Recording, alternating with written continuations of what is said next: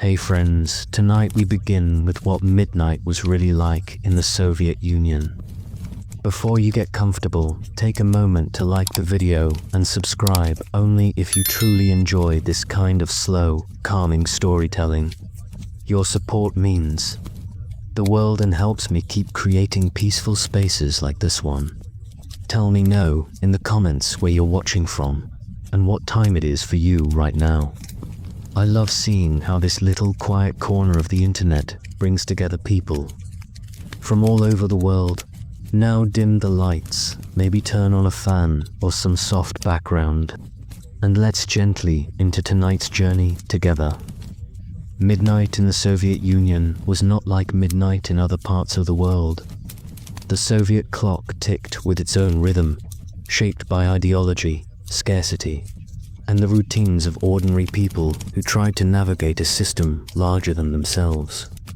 The hour of midnight was both a pause and a continuation, a time when silence draped over the grey apartment blocks, yet life, in its quiet persistence, carried on behind concrete walls and behind the glow of thin curtains. To understand what midnight was like, you must imagine yourself stepping into the stillness of a Soviet city, hearing the muffled hum of radiators, the echo of distant footsteps, the faint rumble of trams shutting down for the night, and the heavy quietness of a world both resting and waiting. For most Soviet citizens, midnight was not glamorous. It was not neon lights, not bustling cafes, not a world of open 24-hour shops and entertainment. It was simpler, stricter, heavier. In a country where shortages defined daily existence and where surveillance lurked unseen, even the stillness of midnight carried its own weight. Families slept in their communal apartments, cramped yet bound together by the same ticking of the communal clock. Children dreamed on narrow beds, tucked under blankets that had been patched and repatched, while parents sat awake a little longer, sometimes whispering to each other so that neighbors wouldn't overhear. Midnight was a time of rest, but it was also a time of secrets, quiet anxieties, and small joys that could not be shown in daylight. Step into a Moscow street in the early 1970s, and you would find the avenues hushed. The great Stalinist towers stood against the sky like silent watchers. Their windows glowed here and there, but most were dark, their residents already asleep or drifting toward it. A policeman in his long winter coat might be seen making his slow patrol, the click of his boots steady on the pavement. Snow would soften the sounds, turning the vastness of the city into something almost dreamlike. The streets were empty not only because of the late hour, but also because life in the Soviet Union was structured around the workday. By midnight, most shops had long since shut their doors. Public transportation was winding down, and entertainment options were few. Midnight meant home, and home was often small, shared, an ordinary dot. Inside the apartments, the atmosphere was its own world. Imagine a Khrushchevka, one of those low-rise concrete blocks built to house thousands of families. The walls were thin, and through them came the creak of beds, the faint sound of a radio playing a song, the sniffle of a baby, or the muffled clink of a teacup placed carefully on a saucer. Kitchens were tiny, but they were the soul of these apartments. At midnight, someone might still be sitting at a small table, smoking a last cigarette, sipping weak black tea from a glass cup held in a metal holder, staring at the peeling wallpaper, as though it could offer answers.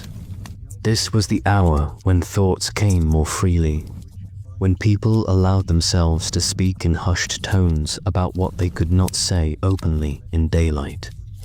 Midnight conversations in kitchens were the closest thing to freedom many people had. For those who worked night shifts, midnight was no time for rest. The Soviet Union depended on factories that ran around the clock. trains that moved supplies across vast distances, and hospitals that never closed.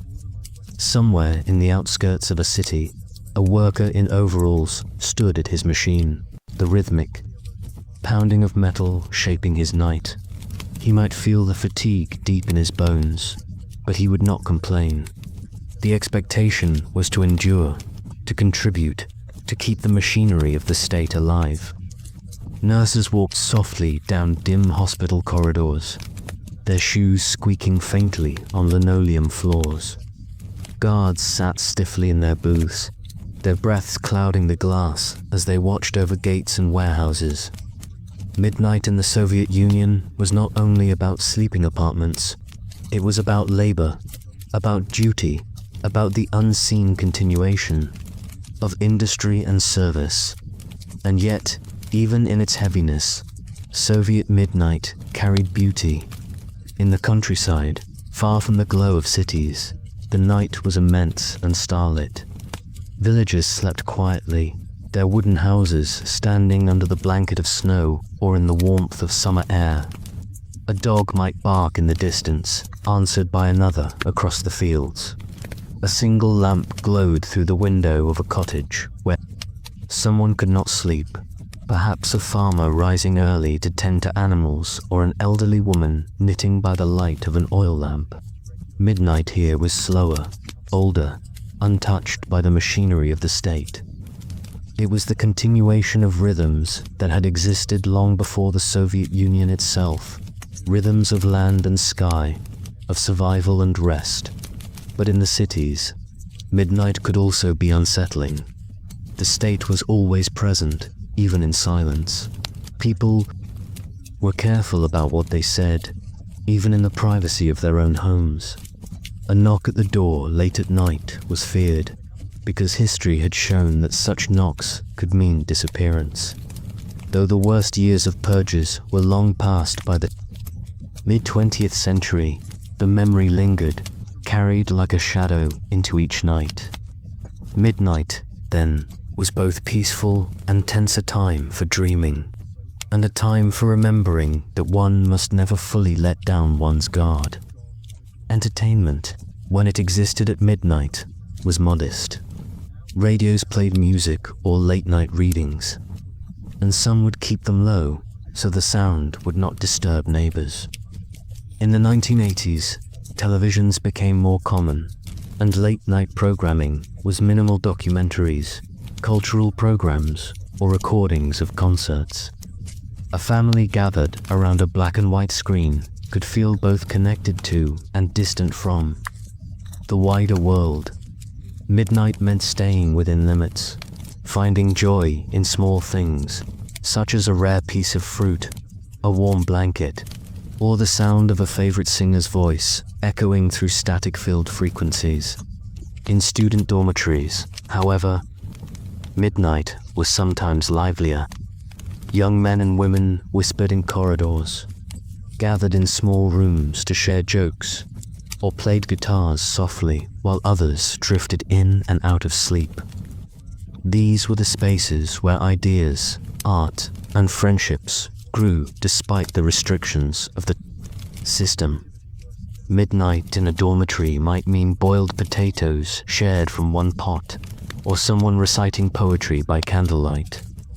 It was here, too, that the youth of the Soviet Union dreamed of futures different from their parents', futures they might never openly describe but carried inside like secret embers. Even in prisons and labor camps, midnight had its own presence. The silence of barred cells was heavy, filled with restless tossing, the occasional cough, or the scrape of a guard's footsteps outside. For the imprisoned, midnight was the hardest hour, when loneliness and longing pressed most strongly. Yet, some found solace in whispered prayers, in memories of family, in the determination to survive until morning. Midnight, even in its darkest form, was still a marker of time passing. And with each tick of the clock came the hope of reaching another. Dawn. The essence of Soviet midnight was restraint. It was the pause between obligations, the quiet space in which life shrank to its most intimate scale. It was the sight of slippers by the door, coats hanging in a hallway, bread saved for breakfast. It was the sound of a kettle beginning to whistle or of a neighbor's snore carrying through thin walls. It was ordinary, unremarkable, and yet deeply human. In these hours, the Soviet Union, vast, powerful, and heavy with ideology, was reduced to individuals. One man pulling his blanket tighter, one woman writing in her diary by lamplight, one child waking from a dream and whispering for comfort. Midnight belonged not to the state, but to the people, in the smallest details of their lives. And so, when you imagine midnight in the Soviet Union, imagine not only the concrete and the silence, but also the warmth of breath in cold rooms, the glow of light behind curtains, the sense of endurance that carried people through the night. Midnight was the hour when the world seemed still, yet inside, lives continued breathing, waiting, hoping, and holding on. Midnight in the Soviet Union was not the same everywhere. The hour carried a different meaning depending on whether you stood in Moscow, in a provincial town, or in some far-off village stretched across the endless expanse of land that made up the Union. To understand it fully, you must step slowly across these different landscapes, lingering long enough to hear their silences and notice their subtle rhythms begin again in Moscow, where the scale of the city gave midnight its peculiar texture. Wide avenues cut through the urban sprawl, but by midnight they seemed deserted, their size exaggerated by emptiness. A faint echo followed the rare footsteps that crossed the icy pavement in winter. Here and there, trolleybuses crept toward their depots, their overhead wires crackling faintly with sparks, as if the very air had grown weary. The grand facades of Soviet ministries loomed silently, their windows darkened, their flagpoles standing, rigid above them. These were buildings that projected authority in the daytime, but at midnight they looked like sleeping giants, indifferent and mute. In the courtyards tucked behind these wide streets, the atmosphere was more intimate. The apartment blocks stood close together, their stairwells lit by dim bulbs that cast yellow pools on cracked concrete. The faint odor of boiled cabbage or coal lingered, carried out through vents even at night. A lone resident might come home, late from a shift, pushing open the heavy metal door with a grunt, his footsteps echoing up staircases lined with mailboxes and peeling paint. As he passed each floor, he would hear fragments of life that still stirred at midnight. The cry of a baby, a television droning faintly, a kettle beginning to whistle. These were the signs of endurance, of people shaping lives within the rigid confines of Soviet existence. Travel beyond the capital, and midnight revealed other shades. In provincial towns, smaller and less illuminated, the darkness pressed closer. The main street might hold a single lamppost glowing above a patch of icy ground, while the rest of the town fell into shadow. Wooden houses creaked in the cold. Dogs barked at nothing in particular, their voices carrying far into the stillness. In one of these homes, a family huddled together in a single room, keeping warm with blankets piled high. A grandfather sat near a stove that had long since cooled, staring into its ash, while a mother quietly mended clothes with needle and thread. Midnight was not simply the passage of time here. It was a reminder of scarcity, of the need to stretch what little one had into another day. Out in the countryside, villages seemed almost timeless at midnight. Under a clear sky, the stars glittered with sharp brilliance. The Milky Way stretched above the wide fields, undimmed by city lights. The night was vast, and it carried with it both comfort and unease. Farmers' houses were mostly dark, their wooden shutters drawn tight. Yet somewhere a cow shifted in its stall. A horse stamped against the floor of a barn, or a rooster gave a confused cry, as if time itself mattered little to the rhythm of animals. A child in one of these homes turned over in bed, clutching a ragdoll, while his grandmother whispered a prayer before sleep. The old ways, quiet and persistent, held steady even under the weight of the Soviet system. Midnight in these villages was not entirely Soviet. It was older, stretching back through generations that had lived under other rulers, in other times, but always under the same stars. For workers whose nights were defined by labor, midnight had a different meaning. In the vast factories on the outskirts of cities, the machines continued their relentless pounding. Sparks flew from welding torches, steam hissed from pipes, and the air was heavy with the smell of oil and metal. A worker's body ached from the repetition, but there was no pause. Midnight was just another hour on the long shift, another cycle of levers pulled, buttons pressed, and sweat wiped from a forehead. The break rooms offered only brief relief, a cup of weak tea, a cigarette shared in silence, a glance at the clock that seemed to move too slowly. Outside the factory gates, the city slept. Inside, time was mechanical, measured not in hours but in output. Midnight was simply a marker that the night was still long. In hospitals, midnight was an hour of mixed stillness and urgency. The corridors were lined with rows of beds, some patients already deep in sleep, others restless and groaning. Nurses moved softly between them, adjusting blankets, checking temperatures, noting charts under the dim glow of lamps. A doctor leaned against a wall, sipping coffee gone lukewarm, waiting for the next emergency. In the maternity ward, a newborn cried out, its first night in the world beginning at midnight. In another wing, the quiet beeping of equipment measured the fragile boundary between life and death. Here, midnight was not peaceful.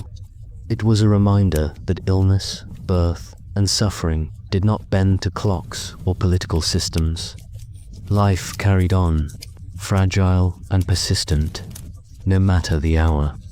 And then there was the midnight of trains, the lifeblood of the Soviet Union.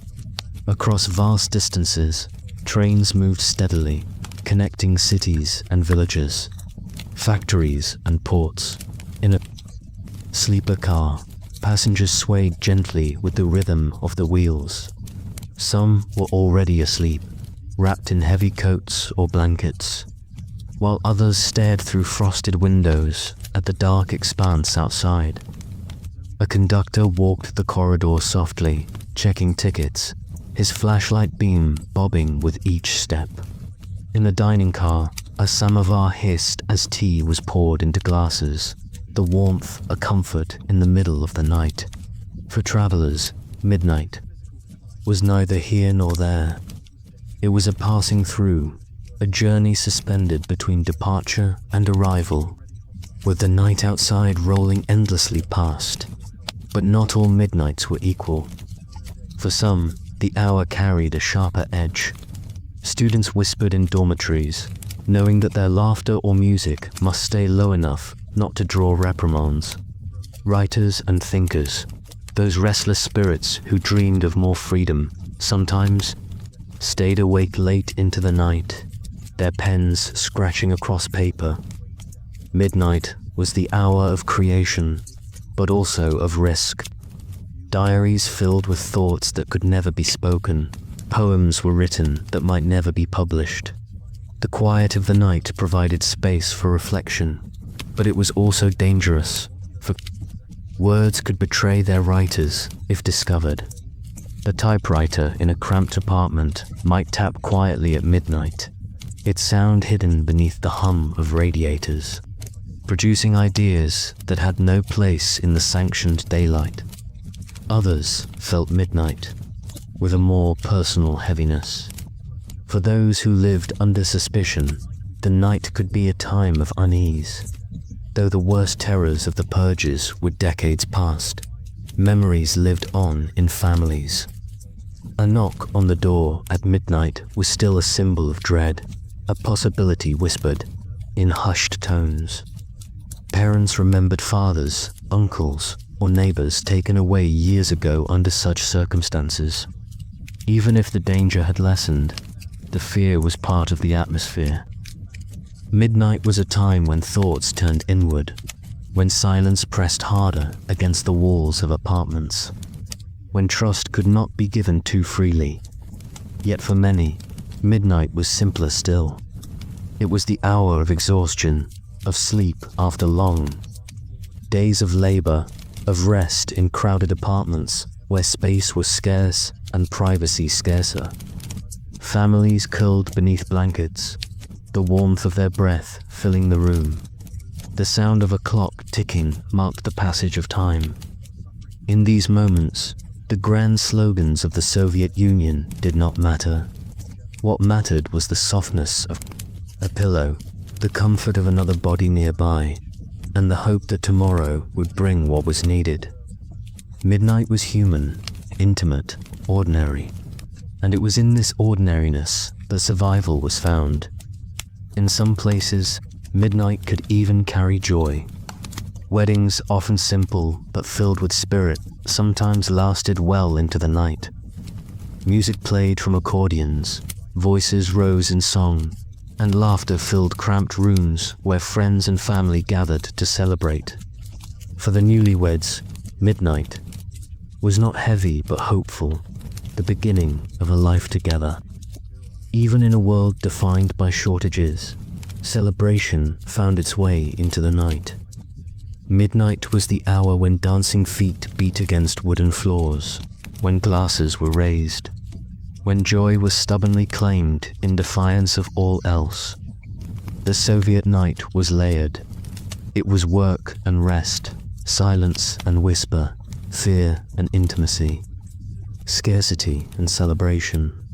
Midnight carried all of these contradictions at once. To picture it is to see not only the state, but also the people who lived within it, each carrying their own stories into the darkness. Midnight was not glamorous, not loud, not filled with spectacle, but it was steady, deeply human, and endlessly complex. Midnight in the Soviet Union, though quiet on the surface, always held beneath it a complex web of routines and habits. People learned to adapt to the structures around them, and the late hours revealed as much about ordinary survival as any daylight activity. To understand these hours, we must linger further, moving slowly from household to household, from city streets to countryside paths, from the public sphere to the innermost corners of private life. Inside a modest Moscow apartment, one might find a family sharing a single room. Privacy was rare, and space was a luxury. At midnight, the father might be returning from his evening shift at a factory. He removed his heavy coat, its wool shoulders dusted with snow, and carefully hung it on a hook beside the door. His wife was already lying on a sofa that served as her bed, reading by the weak glow of a lamp. The children were curled together, under blankets on a folding cot. He spoke softly so as not to wake them, and in his lowered voice there was the weariness of a man who knew the night offered no escape from tomorrow's demands. He set down his tools, washed his hands in cold water at the sink, and ate a small portion of bread left for him on the table. Midnight here was not dramatic. It was the texture of daily life, exhaustion, quiet endurance, the sound of chewing in the stillness of a sleeping room elsewhere. Another apartment in the same block hosted a different scene. A young man sat by the window with a cigarette in hand, its orange glow brightening briefly with each inhale. He stared into the darkness of the courtyard below, listening to the creak of pipes and the occasional shuffle of feet. He thought about the future, about the ambitions he dared not voice too loudly. Midnight was his time to dream, though even his dreams felt cautious, measured against the weight of reality. He exhaled smoke into the cold air seeping through the window frame. The cigarette burned down, and he crushed it quietly in a dish, careful not to disturb the neighbors through the thin walls. In student dormitories, midnight often carried livelier sounds. Young voices whispered conspiratorially, or burst into laughter, quickly hushed by others worried about the watchful door monitors. A group of students might gather around a radio, tuning it carefully, straining to catch faint foreign broadcasts carried across borders. The static-filled voices from abroad were exciting, forbidden, and dangerous to repeat openly. Midnight here was not only the hour of youth, but of curiosity, the restless need to connect with something beyond the reach of official culture. A guitar might strum softly, a few bars of a song carried into the quiet, the strings plucked gently, so as not to echo too far. In these cramped dormitories, friendships deepened in the secrecy of late-night talks, in the trading of hopes that could not yet be written down. In the countryside, midnight carried a slower rhythm. In a small wooden house, the fire in the stove had burned down to glowing embers. A grandmother stirred in her sleep, pulling the blanket higher as the cold crept through the gaps in the walls. The rooster outside shifted on its perch, confused by the stillness of the night. A dog padded around the yard, sniffing at the air, before curling up near the door to guard its family. Midnight in the village was marked not by clocks, but by silence, by the weight of darkness pressing gently over the land. Families slept side by side in a single room, the rhythm of their breathing blending with the creak of timbers and the faint whistle of wind. The stars outside glittered as they had for centuries, indifferent to the ideologies that ruled below. For those who lived near factories or industrial plants, the night was never completely silent. The low hum of machinery, the occasional hiss of steam, and the distant clang of metal carried through the dark. At midnight, a worker on break might step outside, wiping sweat from his forehead despite the cold air. He looked at the faint glow of lights above smokestacks and thought of his family sleeping in the apartment across town. He drew warmth from a flask of tea, held tightly between his calloused hands. For him, midnight was not about stillness, but about endurance, the turning of gears, the endless repetition of labor, and the brief moments of rest stolen between shifts in the hospitals. The rhythm of midnight was slower, but filled with its own urgency. Nurses walked the corridors with deliberate care, their shoes squeaking softly against linoleum floors. In one room, an elderly patient whispered prayers into the darkness, clutching a rosary hidden beneath her blanket. In another, a mother cradled her newborn, exhausted but unable to stop staring at the small face pressed against her. Down the hall, a doctor leaned against the counter, eyes heavy, hands stained faintly with iodine, waiting for the next call. Midnight in hospitals was not quiet rest, it was the steady hum of survival, of lives balanced precariously between frailty and strength. In prisons, however, midnight carried an altogether heavier tone. The cold walls echoed with silence, broken only by the occasional cough or the clink of chains. Prisoners lay on narrow bunks, staring at ceilings or whispering into the dark. Some dreamed of freedom, others of families far away, others of meals they had not tasted in years. Guards walked their patrols, their boots striking the ground with measured steps. Midnight here was not only an hour, it was a weight, pressing down on every man and woman who lived behind the bars. It was the sound of time stretching endlessly, unchanging, unforgiving. And then, in stark contrast, midnight could also be the hour of celebration. In some corners of the Soviet Union, weddings or birthdays stretched late into the night. Families and friends gathered in crowded apartments, moving furniture aside to make room for dancing. Accordions played, voices rose in song, and tables groaned under plates of bread, pickles, and bottles of vodka. At midnight, laughter filled the air, clashing with the silence of the city outside. These gatherings reminded everyone that joy could still be found, carved out in the middle of scarcity. Midnight here was not heavy, was alive. It was warmth. It was defiance in the form of celebration. But not everyone welcomed midnight with ease. For many, especially those with memories of earlier decades, the hour carried unease. The quiet tapping at a door, even if it was only a neighbor in need of matches or sugar, could bring a moment of dread.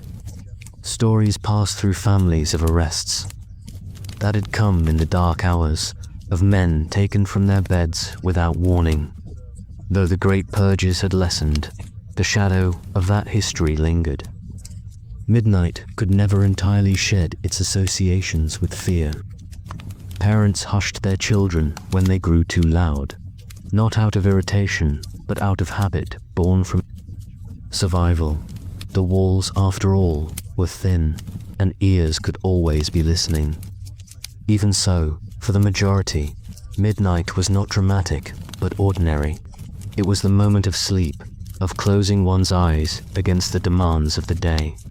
It was the comfort of shared blankets, of the steady breathing of family nearby. It was the knowledge that morning would come soon enough, with its lines, its shortages, its work, its obligations. Midnight was simply the pause between days, the necessary surrender to rest in a world that demanded so much. To walk through the Soviet Union at midnight, whether in a bustling city or a silent village, was to encounter the complexity of ordinary life. It was to see both fear and joy, both scarcity and celebration, both labor and rest. Midnight was not the same everywhere, but everywhere it revealed something about the people who lived through it. The Soviet Union at midnight was not only a political entity with human lives, layered and ordinary, pressing on through the dark hours. As the hour slipped past midnight, the Soviet Union breathed in patterns both predictable and strangely poetic. Life did not halt, it adjusted itself to the rhythm of the dark. This was the time when ordinary households grew still, when the days, labors faded into silence, and when only a few voices, footsteps, or flickers of light hinted at lives awake in one provincial town. A tram stood idle at the terminus, its windows dark and its doors locked. The driver had finished his final route long before, leaving the vehicle to rest until dawn. Frost crept across the glass, etching delicate patterns that only the moonlight revealed. Stray dogs circled the tram stop, sniffing at discarded paper, wrappings and crumbs, their paws crunching in the snow. Midnight in such towns carried not only silence, but an emptiness, as though the world itself was waiting for something to stir again. Across the city, in a grander building that once belonged to aristocracy but was now divided into communal flats, the hallways smelled faintly of boiled cabbage. The air was thick with humidity from drying laundry strung across shared spaces. Behind one of the doors, a woman sat hunched over a sewing machine. Her family had gone to sleep, but she remained awake, pushing fabric under the steady needle. Midnight was her only time to work in peace. Her hands were calloused, her back sore, but she pressed on, mending old clothes, stitching patches. turning worn garments into something usable once more. Each click of the needle echoed faintly into the stairwell, a heartbeat of labor continuing into the night. Meanwhile, in a nearby district, a night watchman walked his slow circuit around a government building. His heavy boots struck the frozen ground with measured rhythm. He pulled his coat tighter against the biting wind and glanced at the sky. The stars above seemed sharp, piercing, like needles against the velvet black. He paused at the corner, stamped his feet to warm them, and lit a cigarette. The smoke rose, catching briefly in the light of a street lamp. Midnight, for him, was long and lonely. The hours stretched, unbroken by conversation, filled only by the rustle of his coat and the occasional echo of a passing vehicle. Yet he took comfort in his routine, in the familiarity of the circuit, in the knowledge that he was needed to stand guard while others slept. In rural villages far from the cities, midnight was marked differently. A shepherd might wake and step outside, listening for the movement of animals. The cold air stung his lungs, and the crunch of frost underfoot was the only sound. He glanced toward the barn, ensuring the sheep were safe, before retreating back. Indoors, inside the simple home, his wife stirred in her sleep, shifting beneath thick quilts. Children murmured faintly in dreams. The shepherd lay back down, wrapping himself in the warmth of shared blankets, the smell of wood smoke clinging to his clothes. For him, midnight was not alien, it was natural, part of the endless cycle of tending and resting, of guarding and sleeping. In contrast, the cities held a different midnight, one of hidden voices. Behind closed doors, friends gathered quietly in kitchens, talking in low tones over mugs of tea. The conversations skirted around politics, but eventually it wandered toward it, as it so often did. Someone lowered their voice further, speaking cautiously, the words tumbling out more quickly than they intended. Someone else shook their head, warning with a glance. Yet the talking continued, because midnight was the hour when people allowed themselves honesty, however dangerous. The teapot hissed softly, steam rising as water reheated. Cigarettes burned down in ashtrays. The kitchen light glowed weakly. Against the darkness outside, an island of warmth in a world where words could be perilous. At the same hour, elsewhere, a radio operator sat in a small office. Headphones pressed to his ears. He recorded signals, monitoring channels, making note of transmissions. His face was lit by the soft glow of equipment, the green flicker of dials and gauges. Midnight was not a time of rest for him, it was duty. He checked his notes carefully, entered numbers into logs, and remained alert to the possibility of messages hidden within the noise. His work was meticulous, silent, necessary. In his world, midnight was neither comforting nor frightening. It was procedural, a matter of endurance through the long hours. For others, particularly artists and writers, midnight was the hour of creativity. In cramped apartments, men and women leaned over desks, scribbling notes or sketching by dim lamplight. Some wrote cautiously, their words careful, deliberate, as if already anticipating censorship. Others wrote feverishly, chasing thoughts before they vanished, trying to capture fragments of poetry or story. Midnight was when inspiration pressed hardest, when the silence of the city gave space to inner voices. Yet the risk was always present. A knock at the door, the wrong eyes glancing at a page, the danger of words not permitted. Still, they wrote. Midnight gave them solitude, and with solitude came the chance to create. In hospitals, the rhythm of midnight slowed further. Nurses leaned briefly against counters, sipping tea to stay awake. Patients groaned softly in their sleep, or called out faintly for comfort. A clock ticked steadily in the ward, its hands creeping forward with agonizing slowness. A young doctor, weary-eyed, checked on his patients one last time before slumping into a chair. His coat smelled faintly of antiseptic. He rubbed his temples and glanced at the clock. Midnight was only one point in the endless stream of hours he would remain awake. His exhaustion was not unusual. It was expected, part of the profession, part of the life. Midnight also belonged to the streets themselves. In Leningrad, the wide avenues that bustled during the day grew quiet. Snow-muffled footsteps, covered tram tracks, softened the edges of buildings. A rare car passed, headlights cutting through the gloom, casting long shadows against walls. Street lamps hummed faintly, their yellow glow revealing the breath of the few pedestrians still moving. These passers-by walked quickly, shoulders hunched, collars up, as though eager to return indoors. Midnight was not an hour for lingering outside. It was an hour for retreat, for hiding from the cold and the dark. Still, some lingered. Lovers walked side by side, their hands brushing, their voices hushed but warm. Midnight gave them privacy, the cover of shadows.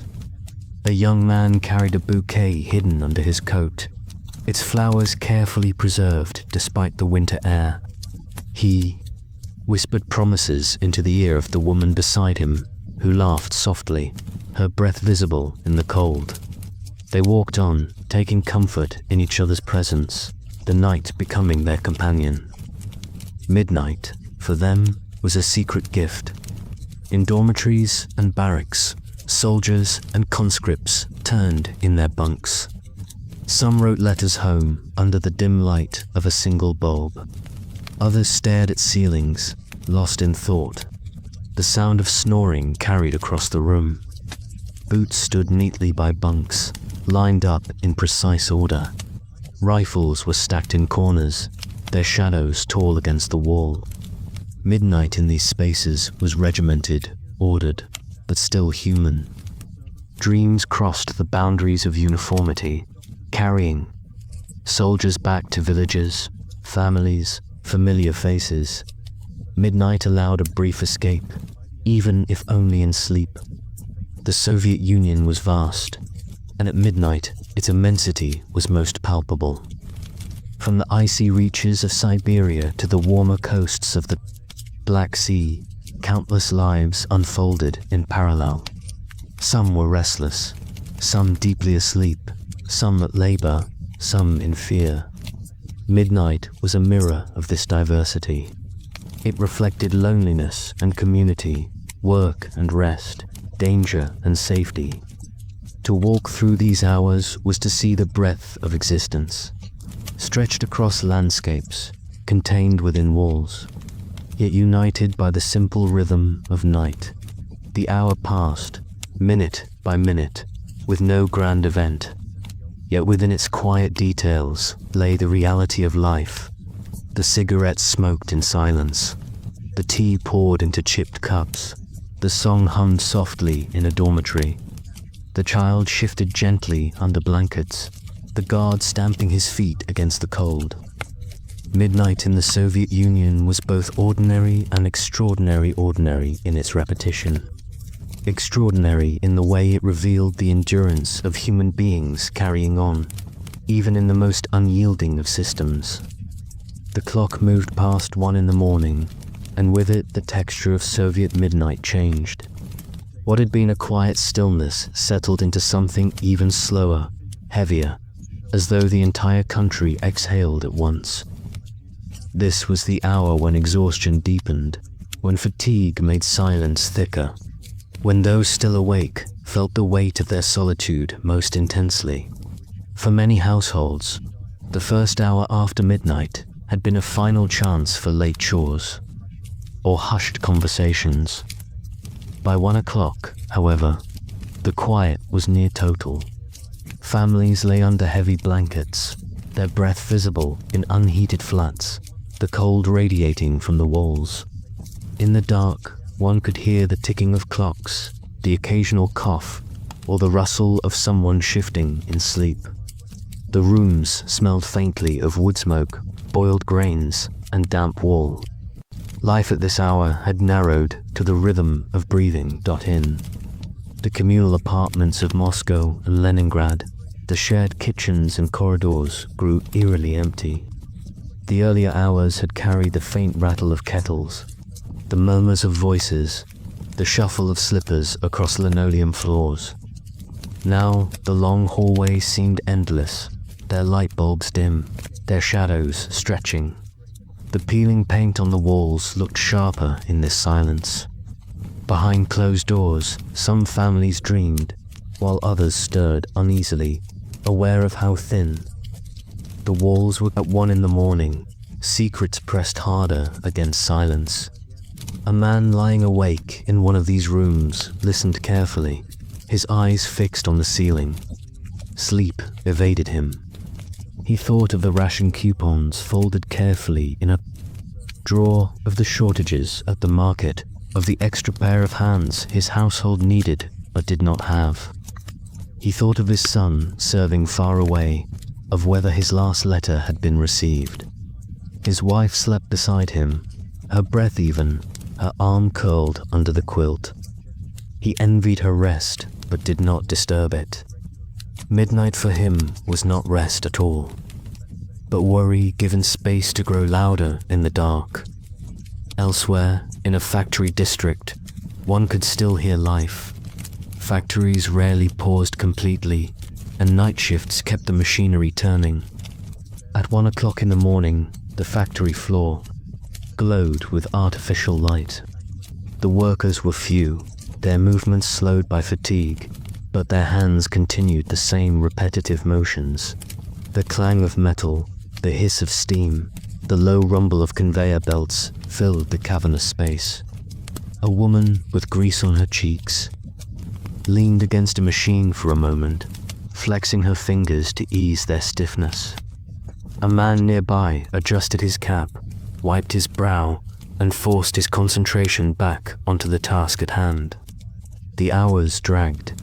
Breaks were scarce, yet the factory kept moving because the system demanded it. For these men and women, 1 o'clock in the morning was not a time of dreams, but of endurance under harsh light. In the countryside, the hour played differently. A farmhouse sat quiet under a pale sky dotted with stars. The snow lay untouched, glistening faintly in the moonlight. Inside, a stove kept the single room warm, its embers glowing orange. A woman stirred awake to check it, ensuring the fire did not die out before morning. She added a log carefully, listening to the crackle as flames caught again. She paused, for a moment looking at her children curled together on a bench bed, their faces flushed with warmth. She smiled faintly before lying back down beside her husband.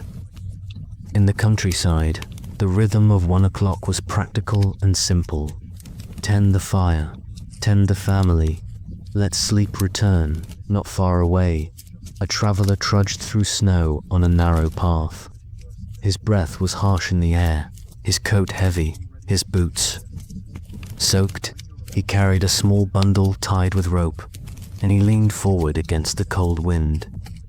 His destination was still far, but he pressed on because travel did not wait for daylight.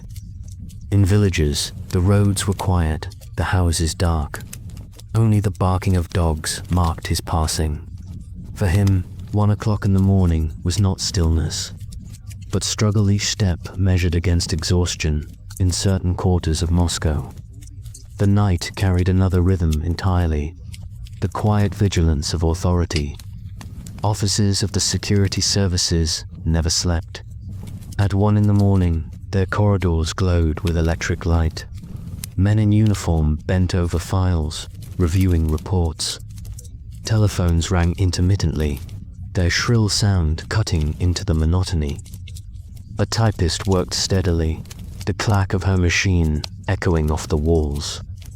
These hours were used to prepare summaries, to update records, to decide which names mattered and which did not.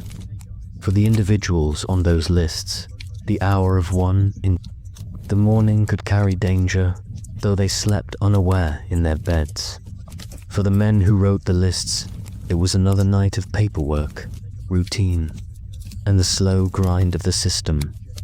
At the same time, in student dormitories, another kind of wakefulness persisted.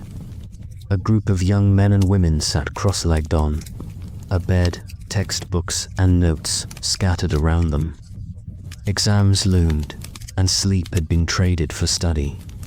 One rubbed his eyes, muttering formulas under his breath. Another scribbled notes furiously, her hair falling across her face. A third leaned against the wall, reciting dates and names from memory. The air was thick with fatigue and the faint smell of cigarettes. They promised themselves they would sleep after the exam. At 1 o'clock, their bodies longed for rest, but their minds raced stubbornly forward. In other rooms, midnight was far less disciplined. Students gathered not for study, but for laughter, whispered songs, and conversations about dreams larger than the walls around them. They spoke of travel, of art, of things they had read secretly or heard whispered. Their eyes shone with a light, untouched by fatigue. They drank tea brewed from leaves used too many times, and they believed they could shape the future differently. At 1 o'clock in the morning, their hope was louder than their tiredness. Hospitals carried on with their timeless rhythm. A nurse checked the pulse of a patient, adjusted the blankets, and moved softly down the corridor. Her shoes squeaked faintly against the floor. Another nurse took notes, her handwriting careful despite the hour. A doctor leaned over an X-ray. His eyes narrowed in thought, while a colleague stifled a yawn beside him. 1 o'clock in the morning meant no reduction in duty. Illness respected no clocks. The wards were filled with the sound of machines breathing steadily, of patients murmuring, of doors opening and closing softly. The staff bore their fatigue quietly because the work demanded it. The railway stations of the Soviet Union also pulsed faintly with life at 1 in the morning. Long-distance trains did not stop with nightfall. A station master stood on a platform, his breath visible in the air as a train thundered past. The windows of the cars glowed faintly, showing passengers curled against each other, asleep in their seats. In one car, a child stirred, pressing his face against the cold glass before drifting back to sleep. In another, a soldier adjusted his cap, gazing out at the darkness. For travelers, the hours between midnight and dawn were both endless and fleeting.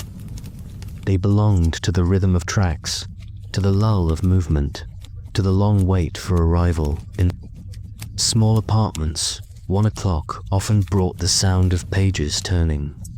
Those who read did so by dim light, books hidden under the bed or tucked inside drawers during the day. Some read permitted works, novels of loyalty, treatises of ideology, manuals of science. Others read forbidden texts, smuggled from abroad or copied by hand. The forbidden books carried a different weight. Their words glowed brighter in the silence, their meaning sharper against the quiet. Readers leaned close to the page, their eyes burning with fatigue and hunger for knowledge. For them, 1 in the morning was not an accident, but a choice. The hour when words became a secret world of their own.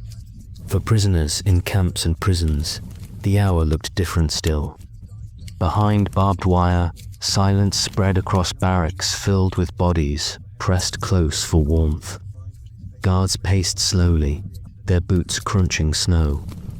Inside, some inmates slept fitfully, while others stared into the dark, unable to close their eyes. Hunger gnawed at their stomachs. Memories crowded their minds. One whispered a prayer under his breath. Another remembered the sound of his child's laughter. At 1 in the morning, the camp was quiet, but the weight of endurance pressed heavier than in the day. Midnight was not released, was another hour to survive, and still, across the vast distances of the Soviet Union, night unfolded in countless variations. 1 o'clock meant weariness to some, vigilance to others, fear, longing, study, labor, or love. It was an hour that belonged to no one and to everyone, woven from threads of silence, struggle, and human endurance. By 2 o'clock in the morning, the rhythm of Soviet midnight had altered once again. The first wave of sleepers, who had gone to bed early, now fell into their heaviest dreams. The streets, already hushed before, were nearly deserted. Lamps flickered faintly, casting weak circles of yellow onto the frozen pavement. A layer of frost formed on windowsills, delicate crystals that caught what little light remained. The world seemed suspended, as though the city itself had drifted into slumber, yet not everyone rested. In a small apartment in Leningrad, a young woman sat at a wooden desk, her face illuminated by the dim glow of a lamp. She worked carefully, stitching a piece of clothing with worn thread.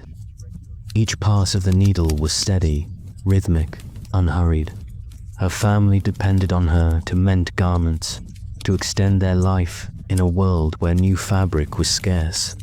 Her fingers moved with practiced skill, despite their numbness from the cold. She paused occasionally to warm her hands by cupping them around a chipped teacup, steam rising faintly from weak tea. The hour was late, but necessity held her awake. In another household, a father sat awake beside a cradle. His infant stirred, restlessly, crying out in the darkness. He rocked the cradle gently, humming a tune under his breath. The lullaby was old, passed down from his own mother. His wife slept deeply for the first time in days, exhaustion rendering her still. He did not wish to wake her, so he remained there hour after hour, his voice soft, his hands steady on the cradle's edge. For him, 2 o'clock in the morning was not loneliness, but quiet devotion measured in each note of song. Meanwhile, in a government office in Moscow, work pressed forward. Behind closed doors, men in suits bent over documents. Their faces were tired, shadows deep under their eyes, but the expectation of progress demanded they remain at their desks. Stacks of files rose around them, reports stamped, signed, and passed from one hand to another. The air was heavy with cigarette smoke. A clock ticked loudly, marking each passing minute. Though the hour was deep into the night, the labor of bureaucracy did not pause. For those within these walls, sleep belonged to other people, not to them. Factories, too, remained alive. At 2 in the morning, the sound of hammers, gears, and engines echoed across empty streets. Inside, workers carried on with their tasks, their bodies moving automatically after hours of repetition. A young man leaned against a machine during his brief pause, his eyelids heavy, his shoulders sagging. Across the hall, an older worker continued without pause, his hands steady despite his years. Both men knew the shift would stretch long into the early morning. For them, night was not rest, but routine. The hours blurred together, marked only by the whistle that signaled breaks. In hospitals, the rhythm of vigilance continued. A nurse leaned over a bed, adjusting the position of an elderly patient. She moved slowly, gently, mindful of his frailty. Another nurse prepared an injection, her hands steady despite the lateness of the hour. The ward was quiet, except for the hum of equipment, and the muffled groans of those in pain. At 2 o'clock in the morning, the staff's eyes burned with fatigue, but their focus did not falter. Each small task mattered, because each life depended upon it. Outside, the snow-covered streets stretched endlessly. The crunch of boots against ice was rare, but sometimes a solitary figure crossed the expanse, bundled in thick layers. A policeman on patrol walked steadily down the street, his breath clouding the air, his flashlight cutting through shadows. He checked doors, looked into alleys, noted the silence. His shift lasted until dawn. For him, the world at 2 in the morning was a cold corridor through which he moved slowly, step by step, until light returned in the countryside. 2 o'clock marked the stillest part of night. Animals lay in barns, silent except for an occasional rustle. The farmhouse stove glowed faintly, its heat ebbing. A farmer stirred awake, wrapped in layers, and went outside to check the animals. His boots sank into the snow with each step, the cold sharp against his skin. He paused to look up. At the sky, the stars crisp and endless. The vastness of night pressed in on him, yet he felt a small comfort in its familiarity. He finished his check quickly, then returned inside, the smell of smoke and hay clinging to his coat. Elsewhere, a train moved steadily across the landscape, its whistle carrying faintly into the night.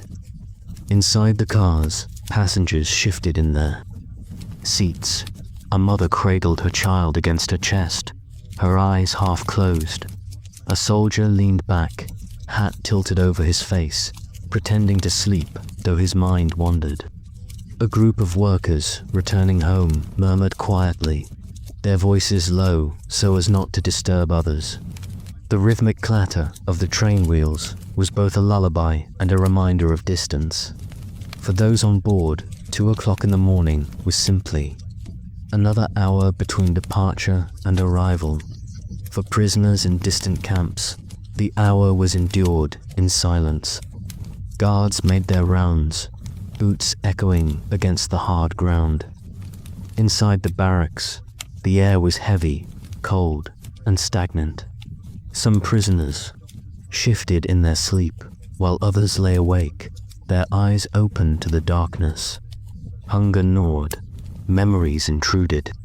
One man recited verses silently to himself, clinging to fragments of poetry as a shield against despair. Another whispered prayers.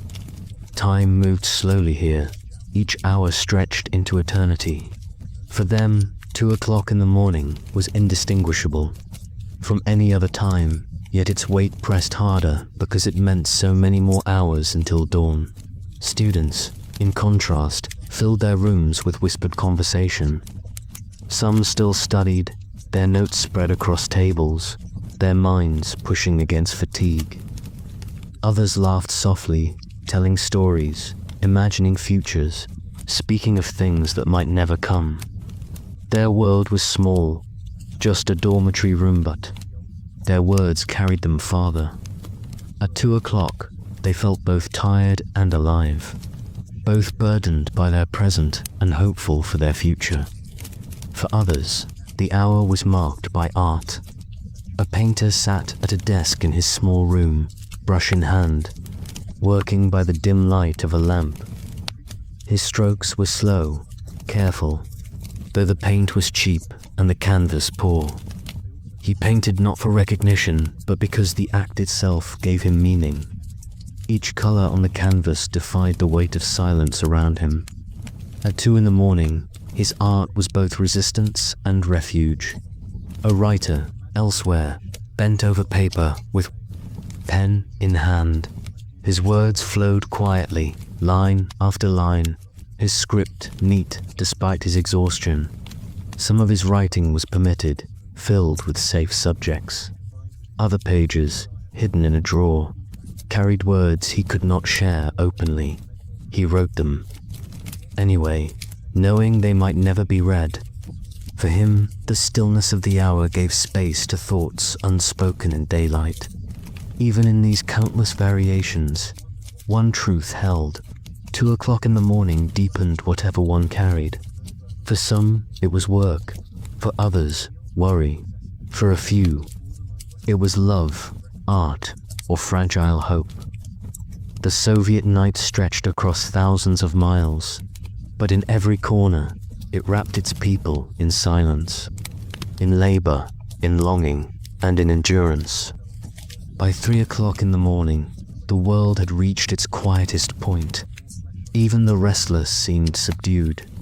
The lamps that had glowed faintly in windows earlier in the night were mostly dark. Those who worked were still at their tasks, but those who could sleep were now deep in slumber. The city seemed to breathe more slowly. Its pulse reduced to faint murmurs of activity. A train worker stepped down onto a snow-covered platform, lantern in hand.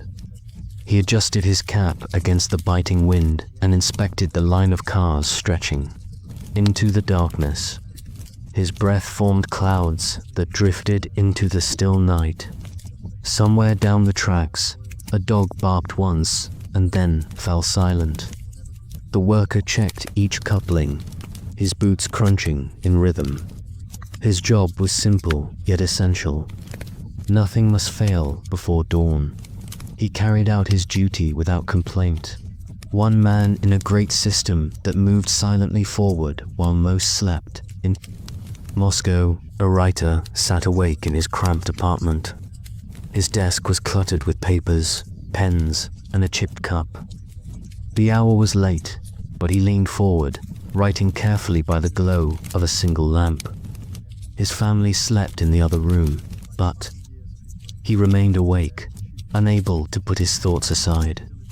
He wrote slowly, measuredly, pausing often to listen to the silence. Outside his window, snow drifted softly, erasing tracks left earlier in the day. For him, 3 o'clock was not a time for rest, but for thought. Across the city, a tram sat, abandoned in its depot, its seats empty, its windows frosted. The electricity had been cut for the night, leaving the vehicle in stillness. A single watchman walked through the yard, lantern swinging at his side. He checked the trams, one by one, his shadow stretching across the snow. His task was quiet, repetitive, almost ritual. He tapped the glass of each window with his gloved hand, nodded, and moved on. The yard was filled with steel giants at rest, waiting for the dawn to awaken them. In a hospital ward, the rhythm of care persisted. A doctor leaned over charts, his eyes tired, his hands steady. He wrote careful notes, then walked softly between beds. Patients lay still beneath rough blankets. Some slept fitfully, others stared at the ceiling, their thoughts unspoken. A nurse approached with measured steps, carrying medicine. She moved with precision, each gesture practiced. Together, the doctor and nurse worked without raising their voices, their labor wrapped in quiet. At 3 o'clock, the hospital was not asleep, but its energy was hushed, almost solemn. In a rural village, the night was deeper still. The wind moved through trees with a low moan, rattling shutters against wooden houses. A farmer, stirred from sleep, rose to tend his animals once more. He pulled on his boots, lit a lantern, and walked to the barn. The animals shifted slightly. As he entered their warmth, a faint comfort against the bitter air.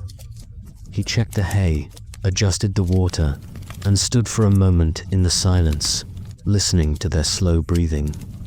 Then he returned to his home, leaving the lantern behind to keep the barn faintly lit. Far to the east in Siberia, the cold was harsher still. A small settlement huddled beneath the weight of the night, its roofs covered in thick snow. Inside, a wooden house, a woman sat awake, tending the fire. She added logs carefully, watching the flames catch, her eyes reflecting the light. Around her, her family slept deeply, wrapped in layers of blankets. She remained awake out of necessity. If the fire died, the cold would creep in too quickly.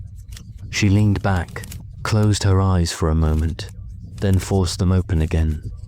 For her, 3 in the morning was a vigil, a balance between fatigue and duty. Elsewhere, in barracks behind barbed wire, silence was heavy. Prisoners lay side by side, wrapped in rough fabric, their bodies pressed together for warmth. Some slept, others lay awake, staring into the dark. A guard's footsteps echoed faintly outside, regular and steady. Within time felt endless, each hour stretched beyond measure. 3 o'clock brought no comfort, no relief. It was simply another marker in a long night that blended into the next dot. In cities, apartments remained layered with silence. A young man tossed in his bed, restless. Dreams came and went, broken by half-remembered voices. He rose, walked to the window, and looked out. The street below was deserted, the lamps dim, the snow unbroken. He rested his forehead against the glass, felt its coldness, and sighed. Then he returned to bed, though sleep still would not come. Across the hall, a neighbor stirred, muttered something, then fell quiet again. Factories, however, still pulsed. With life, machinery roared, hammers struck, and sparks flew. Workers labored with eyes half closed, their bodies driven by repetition. At 3 o'clock, their fatigue deepened, but the machines did not slow.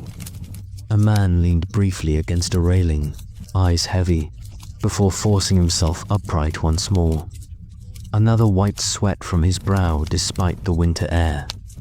The night stretched endlessly before them, yet they moved forward, step by step, until the whistle would signal a change.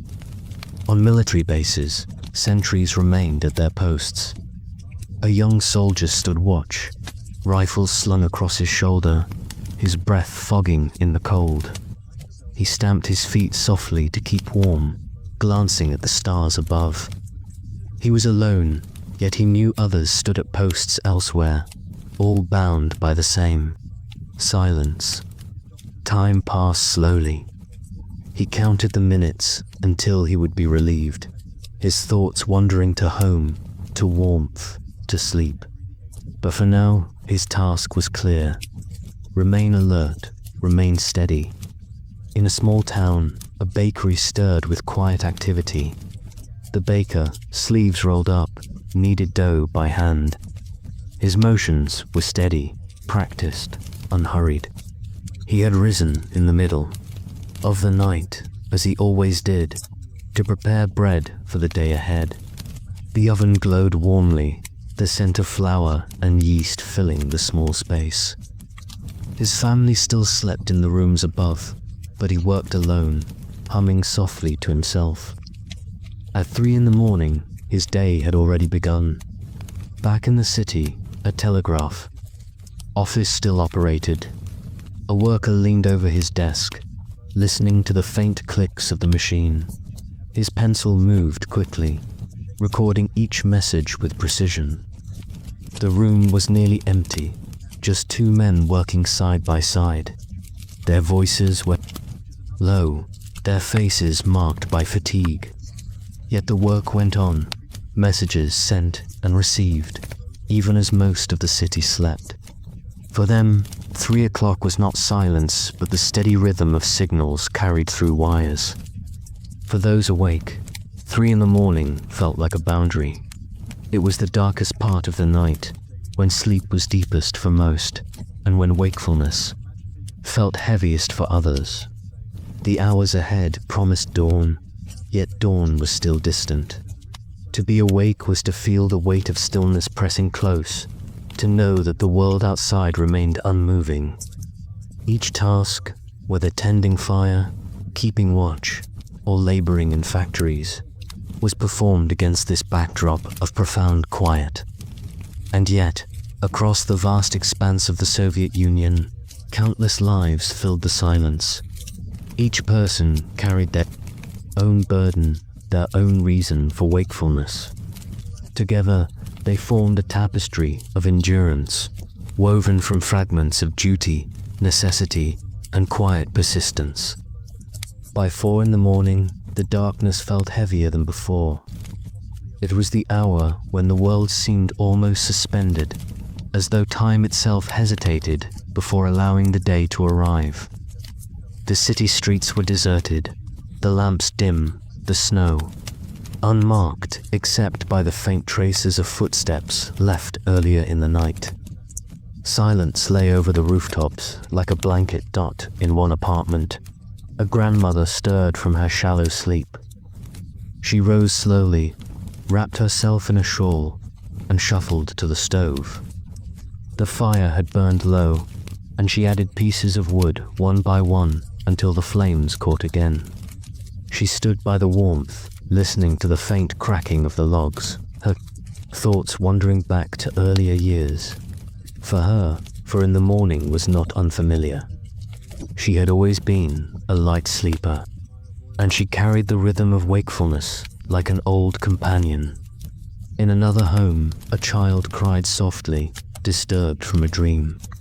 His mother rose, carried him in her arms, and soothed him with gentle words. The rest of the household slept on, unaware. The mother sat by the window, rocking her child slowly, her voice low and steady. Beyond the glass, the night remained dark, the outlines of buildings barely visible. The world outside was silent, but within her arms, life persisted, fragile and small. In the countryside, a shepherd woke before dawn. He rose from his bed, layered himself in heavy clothing, and stepped out into the icy air. His flock lay huddled in the pen, their breath steaming in the dark. He checked them one by one, speaking softly to calm them. The stars still burned overhead, clear and bright, but the faintest paling of the sky suggested that morning would come eventually. For now, though it was still night, and his work had begun in silence. Inside a factory, the night shift dragged on. The machines continued their relentless rhythm, hammers striking, gears turning. The workers' faces were pale under the electric lights, their movements slower now, driven by habit more than energy. A man leaned briefly against a railing, his eyes heavy, then forced himself upright again. Another rubbed his hands together, trying to shake off fatigue. Time moved sluggishly within the factory, each minute stretching endlessly. For in the morning brought no relief, only the promise of hours yet to endure. Elsewhere, in a small rural kitchen, a baker slid loaves of bread into the oven. He wiped his forehead with the back of his hand, the heat of the fire battling, the cold of the outside air. The smell of baking bread began to fill the room, warm and steady. He had been awake since the middle of the night, his hands shaping dough while the village slept. Now, with the loaves rising, he allowed himself a brief pause. He leaned against the table, eyes closed, listening to the crackle of the oven. Soon, the village would stir, and they would come for bread. For now, there was only the quiet companionship of his own labor. On the edge of a frozen river, a fisherman prepared his nets. He lit a lantern and placed it carefully by the hole he had carved into the ice earlier in the day. He lowered his line into the black water, his breath hanging in the cold. The night around him was still, broken only by the faint creak of ice. Shifting, he wrapped his coat tighter and waited. For him, for in the morning was not sleep but patience. A slow vigil beside the frozen water. In the capital, a lone tram clattered through the streets. Its lights glowed faintly in the dark, its carriages empty except for the driver. He sat with hands steady on the controls, guiding the tram along its route. The sound of its wheels echoed against buildings, the only noise in an otherwise silent city. The tram's progress seemed ghostly, a reminder that even at the quietest hour, life still moved forward, however faintly. Inside a hospital, a nurse checked on her patients. She moved softly from bed to bed, adjusting blankets, checking pulses, offering quiet reassurance to those who stirred. The night had been long, but her work was not yet finished. She glanced at the clock, 4 in the morning, still 2 hours, before she could rest. She inhaled deeply, steadied herself, and continued. Each small task mattered, each gesture carrying weight. On military bases, soldiers remained at their posts. A young guard leaned on his rifle, eyes scanning the darkness. His breath clouded before him, but he did not move from his spot. He thought of home, of warmth, of mornings when he could sleep until the sun rose. But now, his duty was silence and stillness. His eyes followed the faint glow of the horizon. Though dawn remained far away, far in the east, a small village stirred earlier than others. Farmers rose before daylight, their lives bound to the rhythm of the land. A man walked out into the cold with an axe over his shoulder. He moved to the edge of the forest and began splitting logs. Each strike echoed into the night, a sharp sound in otherwise heavy silence. His breath came in clouds, his hands numb, but he continued without pause. The firewood was needed for the day ahead. In prisons, silence lay heavy. Some men slept, others lay awake, staring into the dark. Time had no clear meaning for them. Night and day blurred together. At 4 in the morning, the walls felt closer, the air colder. A guard walked slowly down the corridor, his boots striking stone. The sound carried, reminding those inside that they were not forgotten, though the reminder was cold comfort. Elsewhere, on distant railways, trains continued there. Long journeys. A conductor checked his watch, adjusted his cap, and moved through the carriages. Some passengers slept, their heads resting against windows, their breaths steady. Others remained awake, staring into the dark beyond the glass. The train moved, steadily across the land, carrying them through the silent hours, its motion a lullaby of steel and rhythm. In a small apartment, a student sat with an open book before him. He rubbed his eyes, fought against fatigue, and continued to read. Exams loomed, and he had pushed through the night in preparation. His lamp flickered slightly, the flame almost giving way, but he leaned closer, determined to continue. The words blurred on the page, yet he pressed on, unwilling to yield to sleep. By 4 in the morning, the Soviet Union was still wrapped in its vast silence. Yet everywhere, small lives moved within it. Mothers rocking children, bakers kneading dough, guards pacing in the cold, doctors tending the sick. The hours of night held them all, each carrying their own burden, their own reason to remain awake. By 5 in the morning, the Soviet night had reached its deepest quiet. It was the hour when the world seemed suspended between two states, too late for the bustle of evening, too early for the certainty of day. The sky above remained dark, but faintly along the far horizon there was the slightest lightning, as though the edges of night were thinning thread by thread. In Moscow, the city held its breath. Apartment blocks stood dark and still, their windows mostly unlit. The courtyards were empty, the swings and playgrounds unmoving, their chains stiff with frost. Snow covered the benches, the railings, and the roofs, softening every line of the city's shape. Even the stray cats that prowled in the alleys had retreated to sheltered corners, curling tightly to conserve warmth. The only sounds that carried were the distant hum of an occasional tram, or the faint creak of pipes expanding and contracting in the bitter cold. Inside one of those apartments, an old man sat by his window, awake long before dawn. His body, no longer followed the rhythms of sleep as it once had, and so he kept watch in silence. On the small table beside him was a cup of tea, grown lukewarm, but he held it still, savoring the comfort of its presence.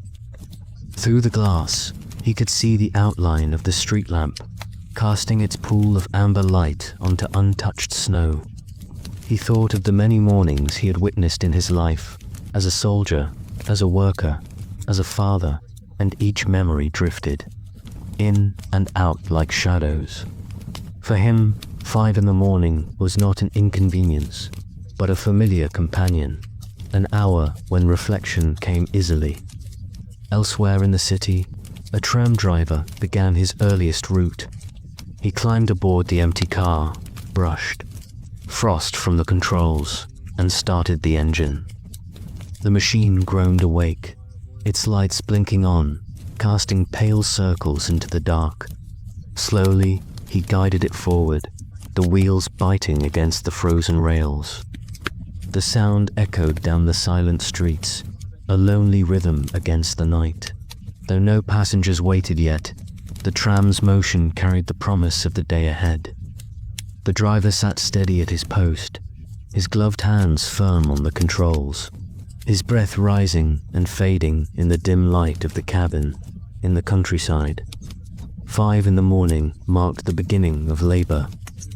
A farmer woke and pulled on layers of wool, his movements practiced and unhurried. He stepped outside, the door creaking behind him, and inhaled the air, sharp and cold enough to sting. The stars still burned above, but the eastern sky hinted. At pale grey, he moved first to the barn, where animals shifted at the sound of his boots. He fed them, checked their water, and lingered to rub the neck of one of the cows. Their warmth rose into the chill, the smell of hay and breath filling the air. It was a small ritual, repeated every morning, anchoring life in its steady rhythm. In a village bakery, the ovens blazed bright.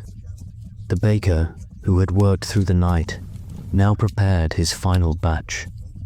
The loaves were set neatly on racks, their crusts golden and fragrant. He leaned on the counter, wiping sweat from his brow, his face illuminated by the glow of the fire. 5 in the morning was his hour of satisfaction, the point at which his work was nearly done, when the fruits of his labor were ready for the village that would soon awaken. He could already imagine the line forming at his door, villagers greeting one another with sleep-heavy voices, exchanging coins for bread still warm to the touch. In the far north, along the edge of a frozen forest, a hunter stirred from his small wooden cabin. He wrapped himself in furs and shouldered his rifle, stepping carefully into the snow. His breath billowed in clouds, his boots sinking with each step. The forest was silent, heavy with the weight of winter, the branches thick with frost. At 5 in the morning, the world belonged to him alone. He paused, listening for any sign of life, the snap of a twig, the rustle of an animal, but the silence held. Slowly, patiently, he moved deeper among the trees, his figure swallowed by their dark shapes. In a hospital ward, the night shift dragged on with quiet persistence.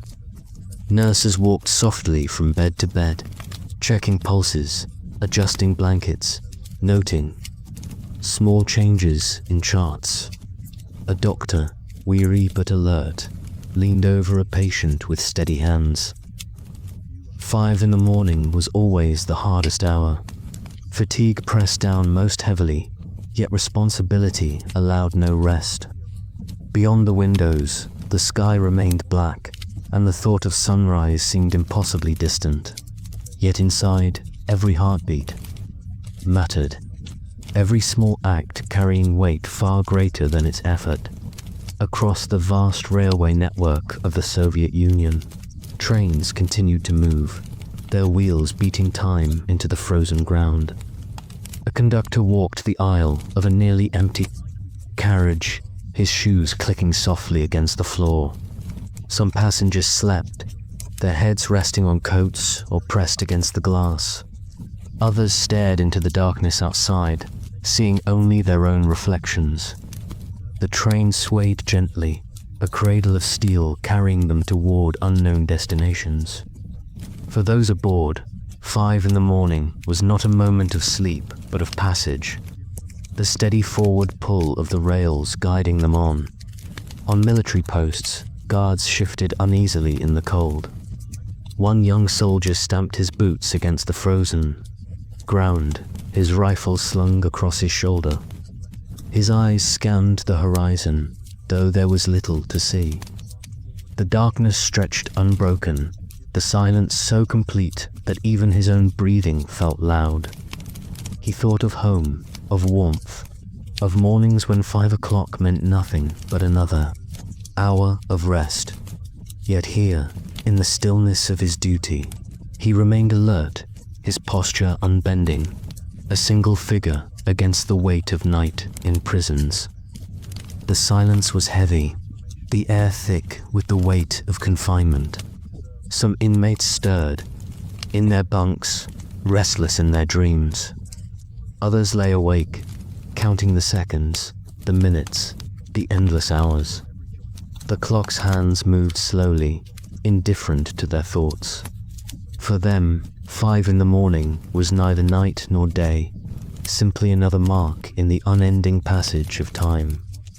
Guards walked the corridors, their boots striking stone, the sound echoing against walls. The rhythm was steady, almost mechanical, a reminder that the world outside still moved, even if freedom was far away. In smaller homes, 5 in the morning brought small stirrings of life. A mother rose from her bed, wrapped herself in a shawl, and moved to the stove. She added wood, coaxed the flames alive, and set water to boil. Soon her family would wake, but for now, the house remained silent except for the crackling of fire and the faint whistle of steam. She moved with care, her hands practiced from years of repetition, her body knowing each step without thought. These were the unseen hours, the foundation upon which the day would be built, and all across the land. The same quiet routines unfolded, workers preparing for shifts, farmers tending to animals, guards watching in silence, travelers carried. Through the night, the Soviet Union, vast and varied, was held together by these unseen labors. The countless moments of ordinary persistence that never made their way into headlines. By 5 in the morning, the night was at its thinnest point. It held tightly still. Yet there was a sense, faint but growing, that change was near. The stars above began to dim ever so slightly. The black sky softened toward grey. The world waited, suspended between silence and awakening. By 5:30, the night had begun to loosen its grip, though only in the faintest ways. A grey film stretched across the horizon, subtle and thin, like a veil drawn over the last stars. The blackness above still pressed heavily, but somewhere, deep in the sky, morning was stirring. In the factories that had worked through the long night, the hum of machinery slowed. The late-night shift was drawing to an end, and workers felt the weight of exhaustion settle into their bones. A metal press released one last hiss of steam. A conveyor belt groaned to a stop. In the great halls, where light bulbs hung in long rows and shadows pooled in corners, silence gradually replaced the hammering of labor. The workers, faces pale with fatigue, removed gloves and caps, stretching shoulders stiff from hours of repetition. Their hands bore the marks of their toil, grease, cuts, calluses, small testaments to effort no one beyond those walls would ever see. They gathered their coats and stepped outside, where the air bit against their skin. But the freshness revived them in small ways. The streets were still dim, but slowly, windows flickered to life. In one apartment, a mother rose and shook her husband gently awake. His alarm had not yet rung, but she knew his shift would soon begin. He groaned, rubbed his eyes, and reached for the clothes he had set out the night before.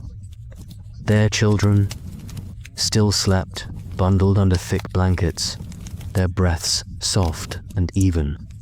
For them, the world was still a dream, untouched by the obligations of dawn. The parents moved quietly so as not to disturb them, each action deliberate, pulling on boots, tying scarves, lacing coats, a practiced routine carried out with half-closed eyes. In kitchens, the sound of kettles began to rise.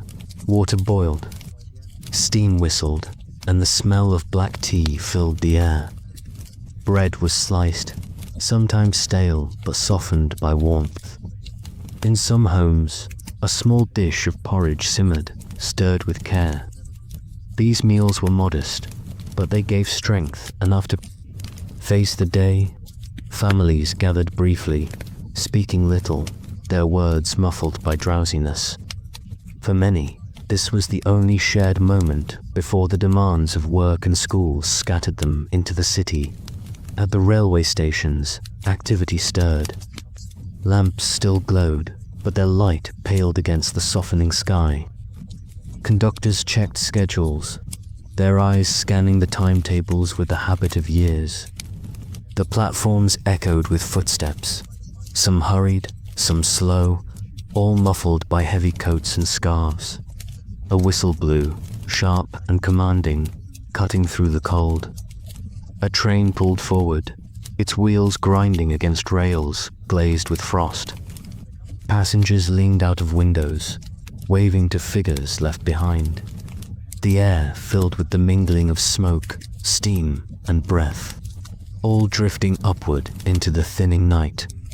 In a small schoolhouse, a teacher arrived early. She unlocked the door, her key turning stiffly in the frozen lock, and entered the quiet classroom.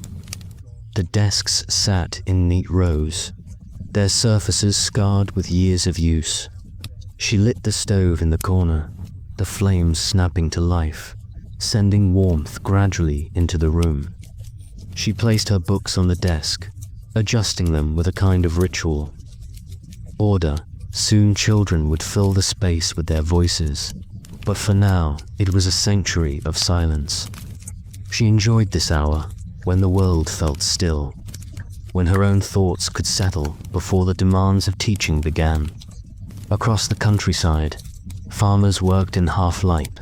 Frost still clung to fields, but the outlines of barns and trees sharpened.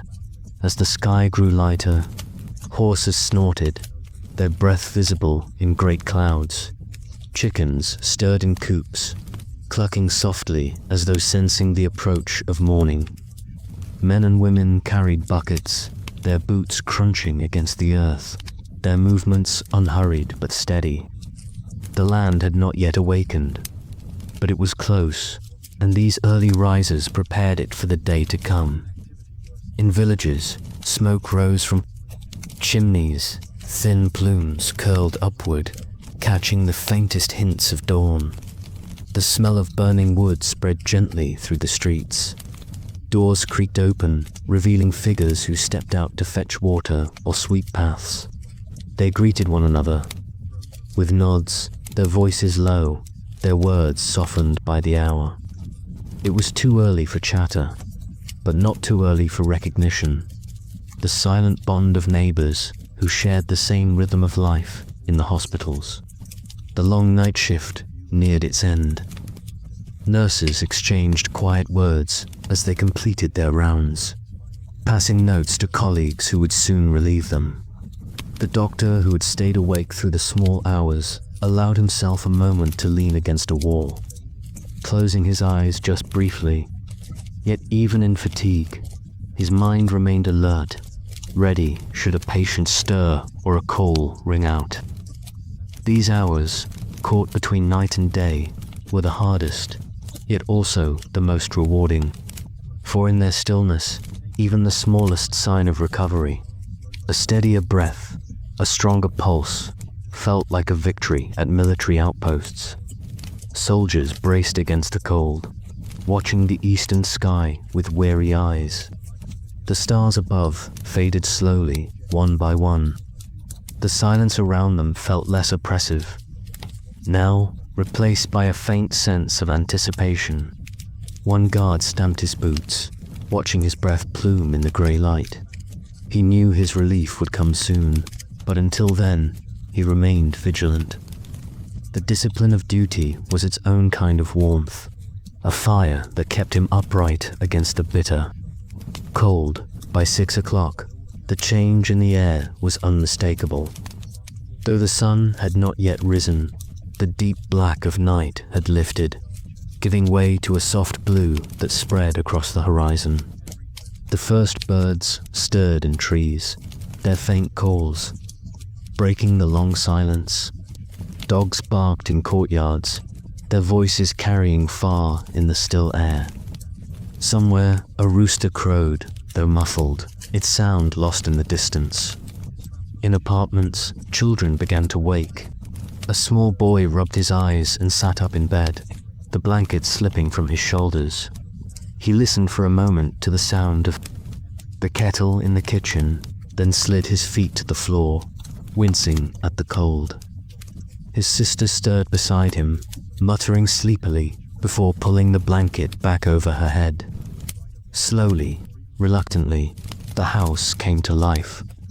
The parents urged them gently, helping them dress, reminding them of lessons and chores. The morning was beginning in earnest. On the trams, the first true rush of passengers began. Workers crowded. Aboard, their coats thick, their faces half hidden by scarves. The car swayed under their weight, the windows fogged with breath. They stood pressed together, swaying as one as the tram rattled along its tracks. Few spoke. Most stared out of windows or closed their eyes briefly, catching fragments of rest. The conductor moved among them, collecting fares, her voice steady and practiced. Outside, the city stirred, one street at a time. Shops unlocked their doors. A grocer arranged baskets of potatoes and onions, their skins dull under the weak light. A butcher set out his tools, sharpening them with careful strokes. A kiosk worker stacked newspapers, the headlines folded and ready. The first customers appeared, coins in hand, exchanging quiet greetings as they began their day. By 7 o'clock, the eastern sky burned faintly with color. Shades of orange and pink edged the horizon, pushing back the gray. The sun itself was still hidden, but its promise was near. The night had surrendered almost entirely, retreating to the west. The city, the villages, the farms, all now breathed with life, and still, in quiet corners, some slept on. An elderly woman, wrapped in blankets, lay peacefully in her bed, her dreams untouched by the stirrings around her. A cat curled tightly beside her, purring softly, the sound a faint comfort against the cold. For them, the day could wait a little longer. Across the vast expanse of the Soviet Union, dawn unfolded unevenly. In the west, morning had begun in full. In the east, night lingered stubbornly, the stars still visible. But everywhere, the shift was inevitable, the rhythm unbroken. One more night had passed, and with it came the renewal of another day. At last, a thin line of light broke across the horizon. It was hesitant at first, a pale band stretching low and faint, but it carried with it the promise of certainty. The long night, heavy and absolute, had finally given way. The air itself seemed to shift. The sharp edge of the cold softened, as though the earth were beginning to exhale after holding its breath in the cities. This first light touched rooftops and chimneys. Smoke, rising from them, caught the glow and glimmered, faintly, turning from dull grey to golden strands that twisted into the sky.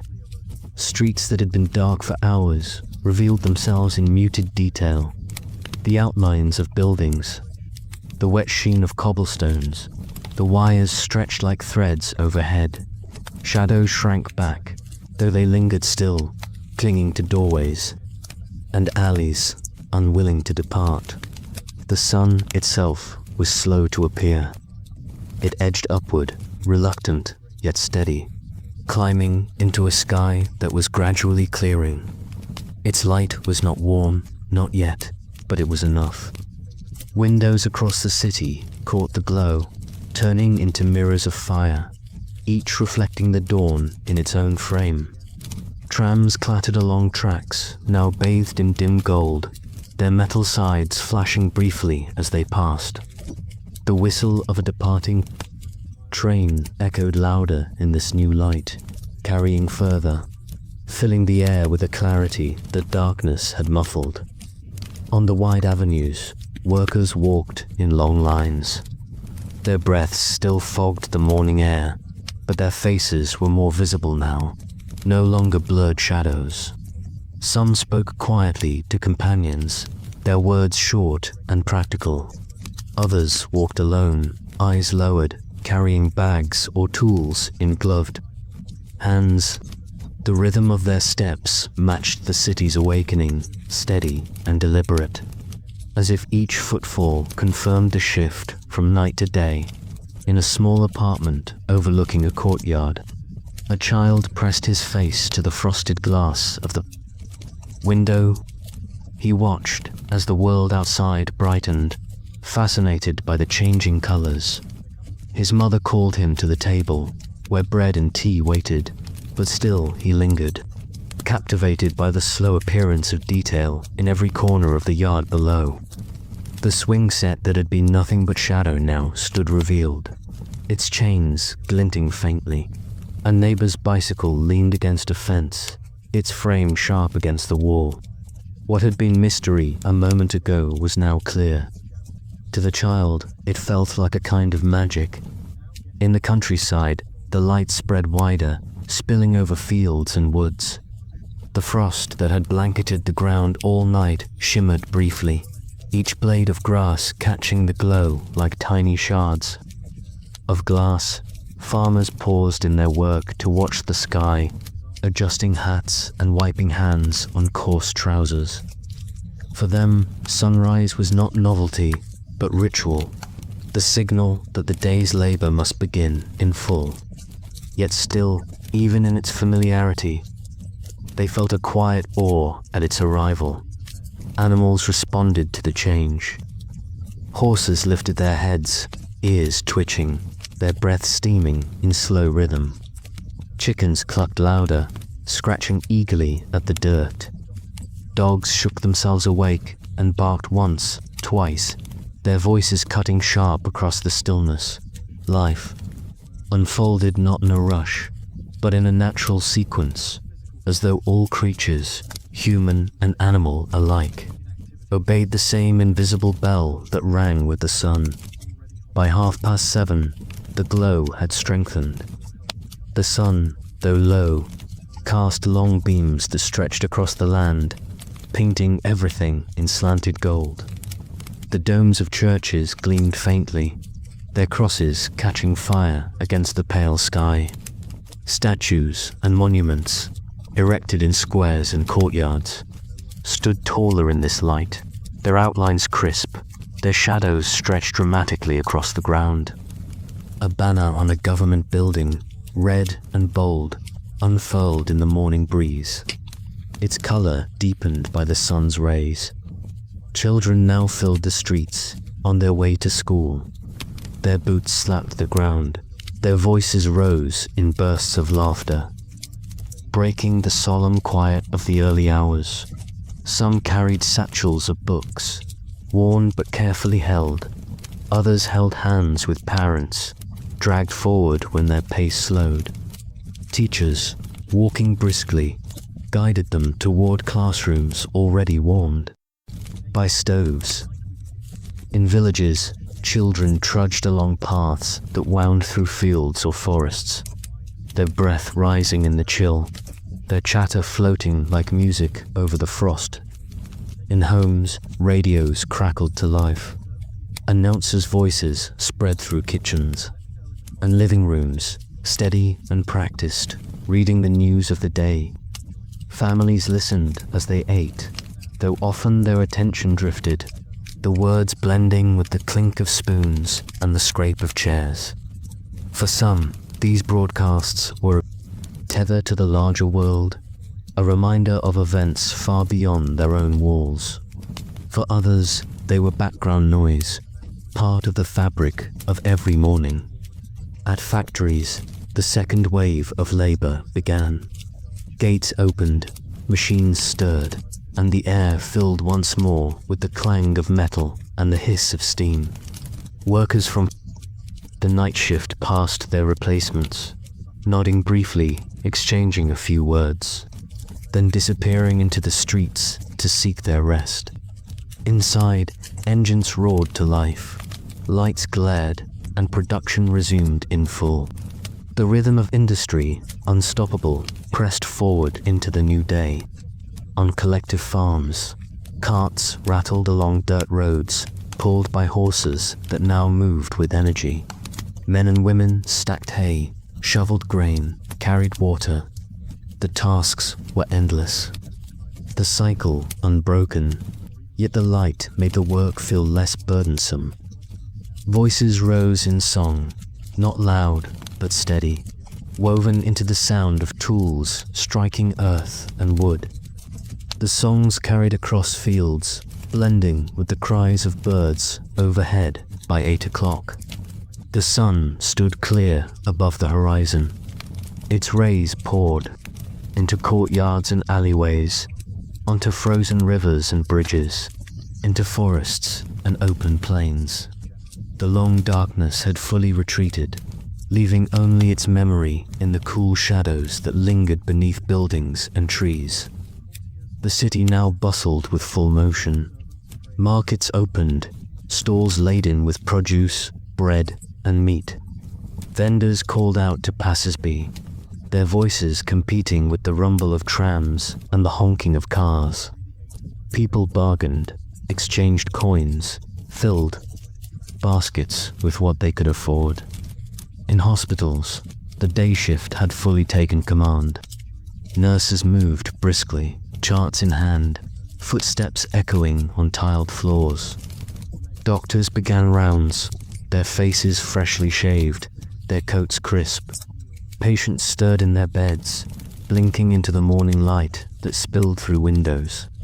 The quiet of the night was gone. In its place came the busyness of day, urgent yet orderly. At military bases, soldiers stood in formation, their boots thudding in unison against frozen ground. Commands rang out, sharp and clipped, carrying far in the clear. Air weapons gleamed as they were inspected, uniforms straightened under the rising sun.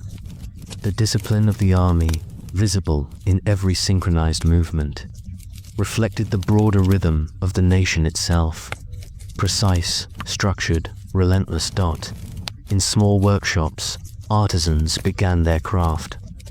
A blacksmith stoked his fire until sparks danced upward. A tailor threaded a needle, squinting in the new light. A carpenter measured wood, marking it carefully before lifting his saw. These quiet labors, though less visible than the factory's roar, were just as essential, woven into the fabric of daily survival. By 9 o'clock, the transformation was complete. The Soviet Union, vast, immense, stretching from one horizon to another, had shifted fully into day. Cities bustled, villages hummed, Farms labored, rivers reflected the sky. The long night had passed into memory, leaving behind its stories, its silences, its small moments of endurance. Yet even as morning surged forward, traces of the night lingered quietly. In darkened apartments, those who had worked through the hours of darkness now lay sleeping, wrapped in blankets, their breathing steady, their dreams deep. In quiet corners of hospitals, night shift nurses rested their heads against folded arms, surrendering at last to exhaustion. In countryside barns, lanterns still flickered faintly, their light soon to be extinguished as the sun claimed full command. And so, the cycle turned, night yielding to day as it always had and always would.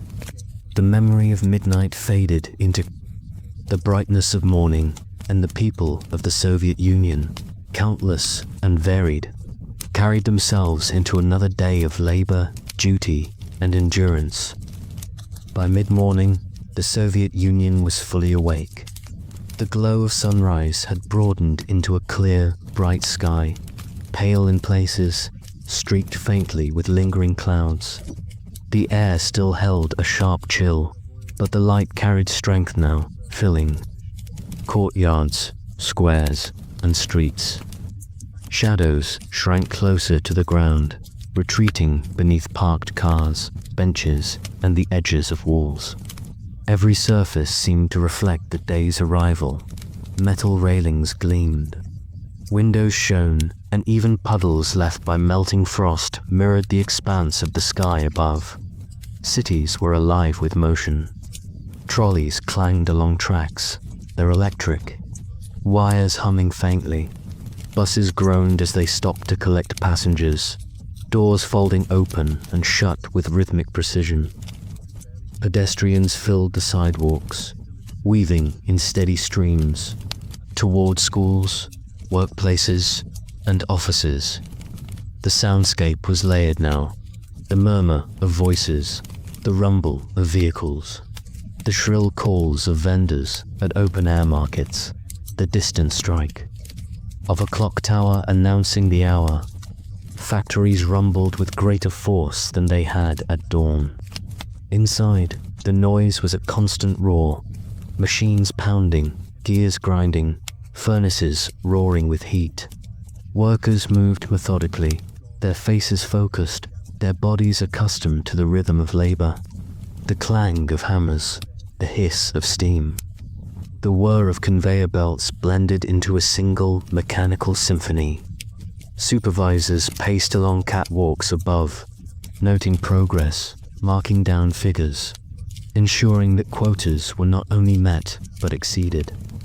For the men and women on the floor, the hours ahead were long, measured not in minutes but in tasks completed. In offices, the day began with quieter purpose. Clerks shuffled papers, the rustle of sheets blending with the click of typewriters. Phones rang, their sharp tones answered promptly with rehearsed greetings. Meetings convened in simple rooms, men and women sitting at long tables, notebooks open, pens ready. Discussions were deliberate, focused on production numbers, housing projects, or agricultural planning.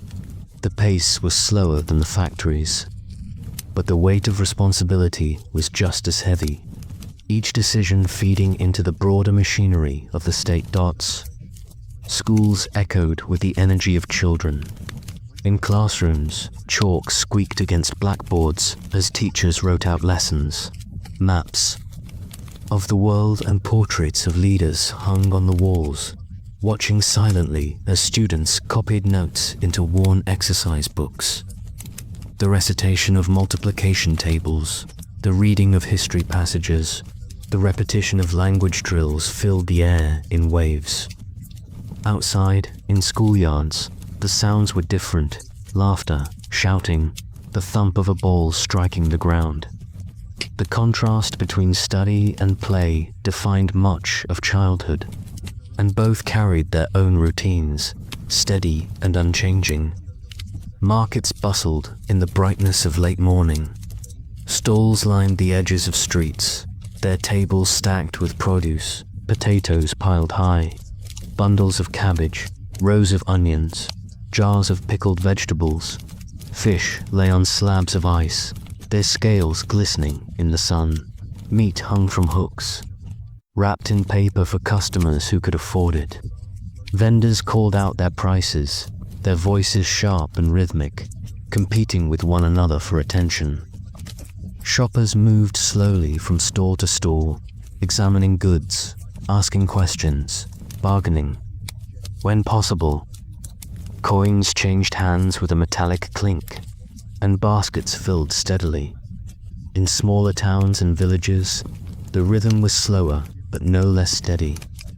Horses clopped along dirt roads, pulling carts stacked with hay or firewood. Women gathered at communal wells, lowering buckets, chatting in quiet tones while water splashed into pails. Children carried small bundles of sticks or rushed to catch up with siblings. The smell of bread baking drifted from homes, mixing with the sharper scent of smoke from chimneys. In barns, men repaired tools, hammering nails into wood, while in fields, the work of clearing and tending continued without pause. By late morning, trains cut across the landscape with increasing frequency.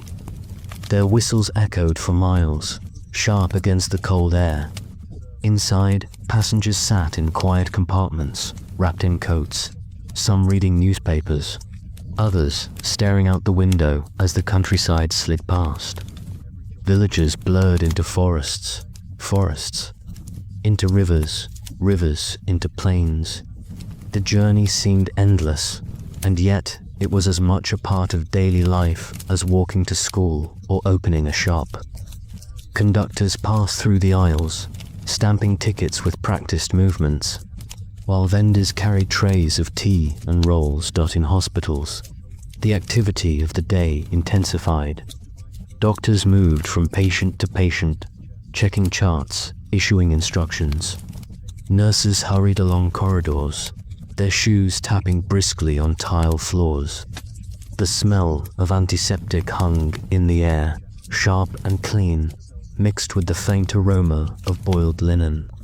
Wards that had been quiet in the night now hummed with voices, patients asking questions, staff giving directions, families visiting with cautious hope.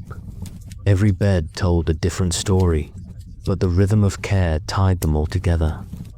Day after day, government buildings stood tall in the daylight, their entrances busy with officials arriving, documents in hand. Inside, the atmosphere was orderly but relentless. Stenographers typed rapidly, their machines clacking without pause. Couriers hurried through hallways with sealed envelopes. Meetings stretched long into the hours, filled with speeches, proposals, and reports. Outside, guards stood at attention, their breath visible in the cold. Their faces impassive as the hours passed. Cultural institutions too stirred in the morning. Libraries opened their doors, the smell of paper and ink drifting into the air. Students and scholars settled at long wooden tables, books spread before them, pens scratching steadily across pages. Theaters prepared for rehearsals, actors running lines in empty halls, voices echoing in spaces soon to be filled. Museums readied exhibits, custodians polishing glass cases and arranging artifacts beneath carefully angled lights. Even in the arts, routine was steady, as though every corner of society shared in the same rhythm of discipline. By midday, the sun stood higher, casting shorter shadows. The brightness was clear but cold, for the warmth of spring or summer was still far away, yet the light itself carried strength. Courtyards filled with people on short breaks from work. Some stood smoking cigarettes, the smoke curling lazily upward. Others chatted in small groups, their voices low, their laughter brief but genuine. The pause was temporary, a momentary relief before the labor of the afternoon resumed. In homes, lunch was prepared with quiet care. Pots simmered on stoves, the aroma of soup drifting through small kitchens. Bread was sliced, butter spread, tea poured into glasses held in metal holders. Families gathered at tables, speaking little, focusing on the food, conserving energy. For the rest of the day, in many places, meals were simple but sustaining, designed less for pleasure than for strength. The clatter of spoons against bowls, the steady sipping of tea, created a soundtrack of nourishment that echoed across countless apartments and cottages. The Soviet day unfolded in layers, each moment connected to the next.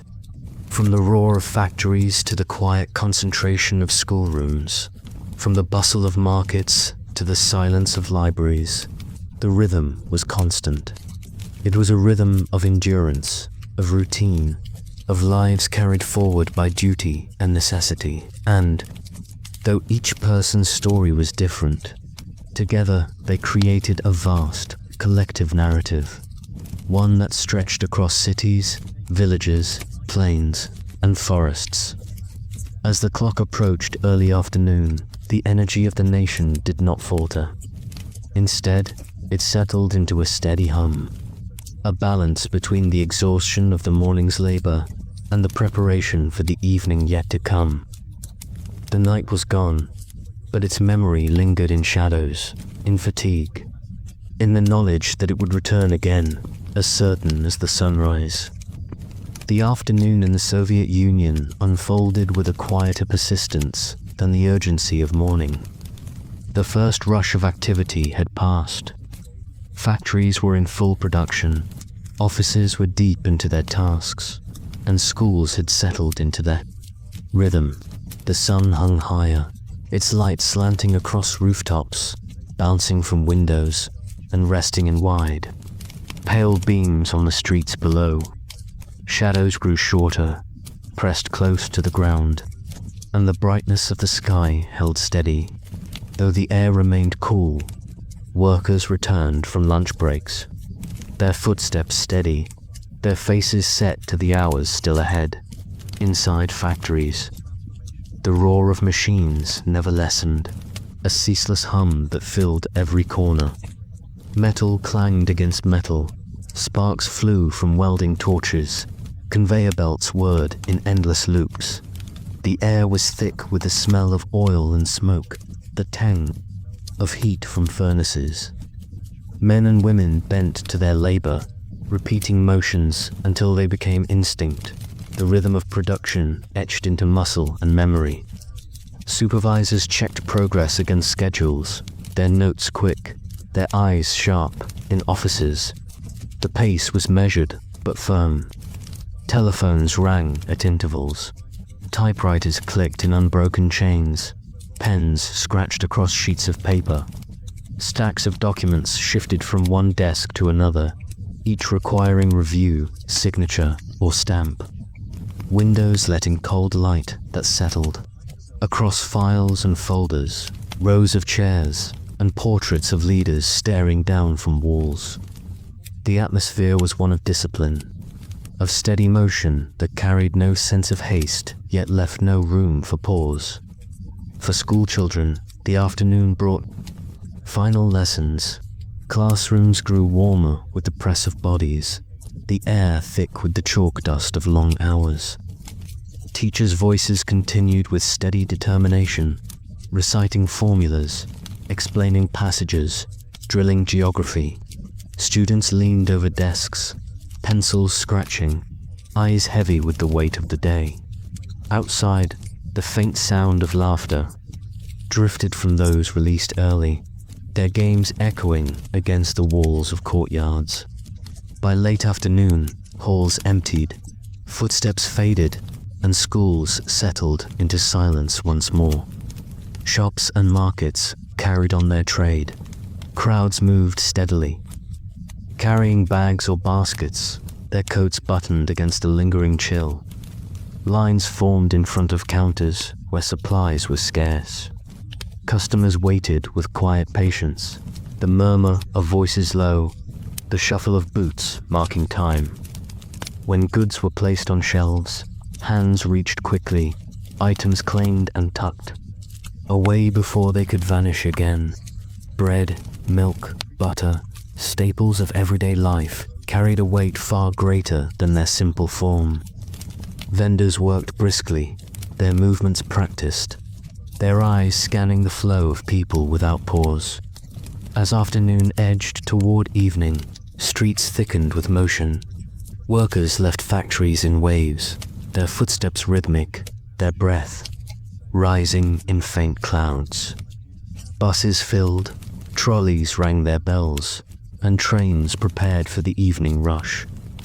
The atmosphere shifted gradually, not hurried, but heavy with the pull of fatigue, the slow exhale after a long day's labor. Cities pulsed with movement, yet villages followed gentler rhythms. Farmers returning from fields, shepherds guiding flocks home, smoke rising from chimneys as stoves were stoked for the night. In homes, preparation for supper began. Pots clattered. On stoves, onions hissed in hot pans. Soup simmered in thick, fragrant steam. The aroma of bread, cabbage, potatoes, and stewed meats filled kitchens. Families gathered around small tables, bowls and plates set with care. Conversation was modest, often revolving around the day's work, the state of supplies, or the quiet worries of tomorrow. Tea was poured, its warmth spreading through glasses held in metal holders, steam rising gently into the air. The sound of spoons against bowls, the muted clink of dishes, carried through walls and windows, a collective hum of domestic life. Evenings in the Soviet Union unfolded in many layers. In apartments, lights glowed from windows, soft squares of yellow punctuating the darkening streets. Radios clicked on, their dials glowing faintly as voices filled the air. News reports, music, poetry read aloud in steady cadence. Families gathered in shared silence, listening together, the voice of the state carried into every home. Television sets, fewer in number, flickered with moving images, drawing neighbors together in the homes of those fortunate enough to own one. The glow of the screen reflected in faces, eyes fixed, minds absorbed in programs that carried both entertainment and instruction. Outside, the night deepened. Streets that had been crowded with movement grew quieter, their sound shifting from the chorus of the day to the hum of evening. Cars passed occasionally, headlights cutting across the darkness. Street lamps glowed, pools of yellow light stretching across pavement, casting long shadows of pedestrians who moved steadily home. The air cooled further, carrying with it the scent of smoke from chimneys, the faint aroma of food still drifting from open windows. In cultural halls, evenings brought life of a different kind. Theaters filled with audiences, coats hung neatly. In lobbies, the murmur of voices settling as lights dimmed. Curtains rose on performances, plays, ballets, operas, each carried by the dedication of performers who had rehearsed for weeks. Applause echoed in waves, sharp and steady, before fading into silence as the next act began. Concert halls rang with music, orchestras filling the air with sound that soared above the concerns of the day, lifting spirits, if only for a time. Museums held exhibitions, visitors walking quietly from room to room, their footsteps soft against polished floors. For others, evenings meant study. Students bent over books, lamps burning late into the night. Pages turned, pens moved steadily, and the air filled with the quiet concentration of minds pressed to absorb knowledge. Libraries remained open, their long tables lined with readers, each absorbed in their own world. The sound was hushed, broken only by the scrape of chairs, the turning of pages, or the faint cough of someone nearby. Knowledge was pursued with the same discipline as labor, for advancement demanded both endurance and learning. As the hours passed, the Soviet Union slid gradually toward night. Factories, though still active, dimmed in intensity as shifts changed. Offices closed their doors, their papers stacked neatly, typewriters silent until morning. Markets shut, their stalls empty, their goods packed away. Schools lay in stillness, desks empty, chalk resting unused on ledges. Streets quieted further, the flow of people slowing until only the occasional passer-by moved beneath the lamps. By late evening, homes were once again the center of life. Families settled into routines of rest. Conversations softened, radios played. Low, children drifted toward sleep. Older generations lingered, some mending clothes, others writing letters, a few lost in quiet thought. The hum of daily life softened into stillness. Outside, darkness pressed against the windows. Snow or frost clung to rooftops, glinting faintly beneath the lamps. The silence of night spread wider, carrying with it both calm and the weight of vigilance. Guards paced their posts. Soldiers stood at watch. Trains moved through the night carrying supplies, people, and the machinery of the state. Midnight approached, and with it, the return of the quiet that had begun the day. It was a cycle, steady and relentless. From midnight to midnight, the Soviet Union breathed in rhythm with its people. Each hour carried purpose, each moment held weight. And when the clock struck 12 once more, the vast expanse of the nation lay in darkness again, waiting for another dawn, another day, another return to the rhythm of life. Midnight in the Soviet Union did not arrive with sudden silence, but with a gradual dimming. The final lamps in homes flickered out, radios clicked off one by one, and voices that had carried through walls and courtyards faded into stillness. Streets lay almost deserted, their stones cold beneath the lamps that glowed in lonely intervals. Each bulb cast its circle of light into the surrounding dark, a pool of safety against the shadows that stretched between. Snow, when it fell, softened the silence even further, absorbing the sound of footsteps until they seemed to vanish before reaching the ear. This was the hour when most citizens slept, wrapped in layers of blankets against the winter chill, their breath rising in faint clouds that caught what little moonlight spilled through windows. Beds creaked softly as bodies shifted, the rhythm of sleep settling into its slow cycle. Children lay curled in small bundles, faces turned toward the warmth of stoves that burned low in the night. In larger families, several shared a single room, their dreams weaving through the same darkness. The silence of sleep was punctuated only by the occasional cough, the rustle of fabric, the creak of pipes carrying heat through buildings. Yet, though the majority slept, the Soviet Union did not rest. Across the vastness of its territory, work continued in unseen corners. Trains pressed forward through the night, wheels grinding against frozen tracks, their whistles echoing into emptiness. Cargo cars carried coal, timber, machinery, or grain, the lifeblood of the state moving steadily from one region to another. Engine cabins glowed faintly, drivers hunched over levers, their breath visible in the frigid air. They guided their machines through forests, mountains, and plains, the rhythm of the tracks beating endlessly beneath them. In factories that ran around the clock, the night shift labored. The sound of machines was less thunderous than during the day, but it never ceased. Metal struck metal, gears turned, smoke rose in faint plumes that blurred against the dark. Workers moved steadily, their bodies tired but disciplined hands, repeating the same motions they had performed countless times.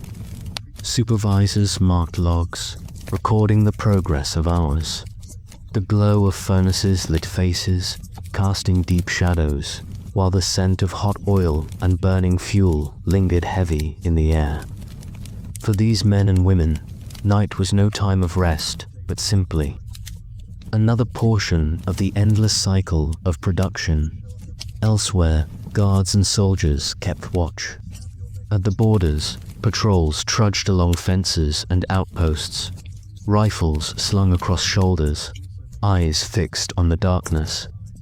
Their boots crunched against snow or mud, their breath rising in steady rhythm. Watchtowers held silhouettes of sentries, motionless against the horizon, their eyes scanning the unseen. In cities, police and patrolmen walk their routes, coats pulled tight, flashlights sweeping across alleys and corners. Their presence was quiet but constant, a reminder that even in the silence of night, vigilance did not fade. Government buildings, though largely empty, glowed with occasional light. From upper windows, inside, clerks and officials worked late, papers spread across desks, typewriters still echoing faintly into the dark. Decisions of weight were drafted in these hours.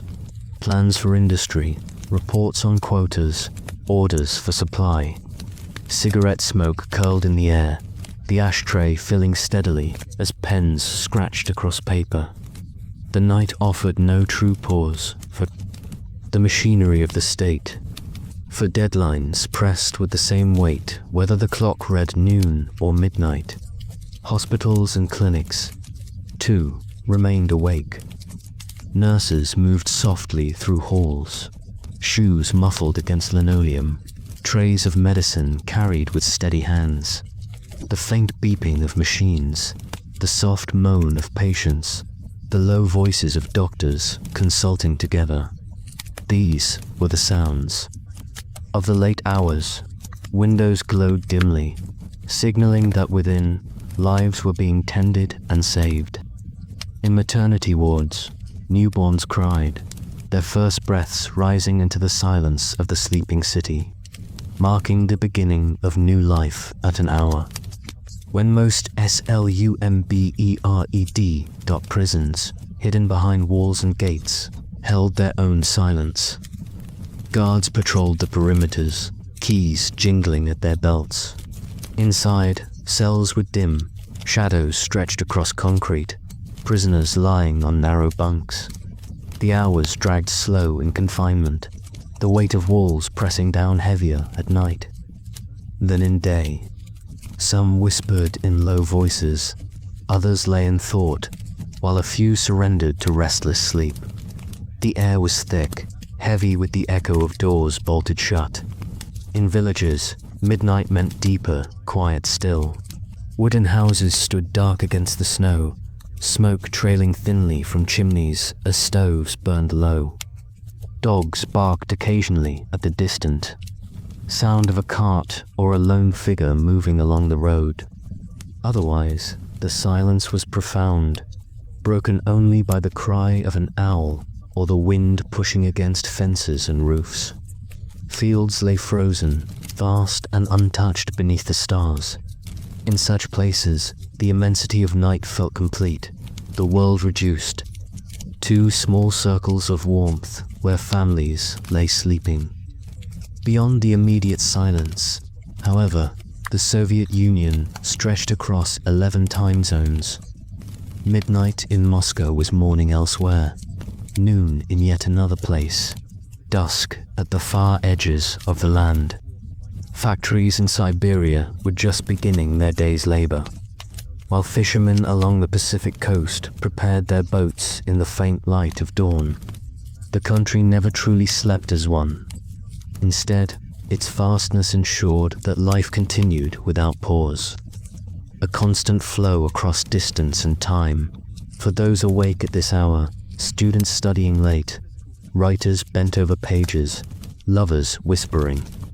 Softly in the dark, the night carried its own rhythm. Lamps glowed faintly on desks. Books lay open. Pencils and pens moved across paper. The world outside might be silent, but within these small islands of light, thought and effort persisted. Each carried the sense of solitude, yet each was part of the unseen pulse of the nation's night dot. As the clock moved past 1, 2, and 3, silence grew heavier. The rare tram rattled across empty tracks, its windows dark, its motion steady but lonely. Street sweepers moved quietly, their brooms brushing against stone, clearing snow or debris left from the day. Their work was slow, patient, almost invisible, yet by dawn the streets would be clear again. This labor, like so much of the Soviet night, was unseen but essential. The hours before dawn were the coldest, the air sharp and biting, windows frosted over, their glass etched with delicate patterns. Pipes groaned as water moved sluggishly through their frozen channels. Even within homes, the chill crept along walls and floors, forcing sleepers to draw blankets tighter, to curl. Closer to stoves. In such hours, time seemed suspended, stretched thin between the day that had ended and the one yet to begin. And yet, always, there was movement. Always, somewhere, a light burned, a figure walked, a machine hummed. The Soviet night, like its day, was not marked by rest but by endurance. Midnight revealed the stillness of homes, but it also revealed the persistence of work, the watchfulness of the state, and the resilience of those who bore its rhythm. When at last the sky began to pale, when the first grey light touched rooftops and spread slowly across the horizon, the silence loosened. Birds stirred, their faint calls breaking into the stillness. Windows opened, smoke rose anew from chimneys. Footsteps echoed once more against the stones of courtyards. The Soviet Union turned, as it had the day before, and as it would again tomorrow. Midnight had passed, and with it, the unseen life of the nation's quietest hours. The Soviet night stretched like an endless fabric, stitched together by silence and faint, steady movements. After midnight, when most citizens had already surrendered to sleep, the hours seemed to lengthen. Each tick of the clock was slower than in the day. The air was colder, the rooms darker, and the streets emptier. This was not the loudness of history. No speeches, no parades, no slogans shouted through microphones, but the quiet persistence of ordinary existence. The breadth of a vast nation resting and watching at once, inside the blocks of communal housing, known simply as communal apartments or communalki. Dozens of lives pressed together beneath the same roof. The walls were thin, and even in deep night, faint sounds carried the murmur of a sleeper shifting on a creaking bed. The cough of a child, the dripping of a tap not quite turned off.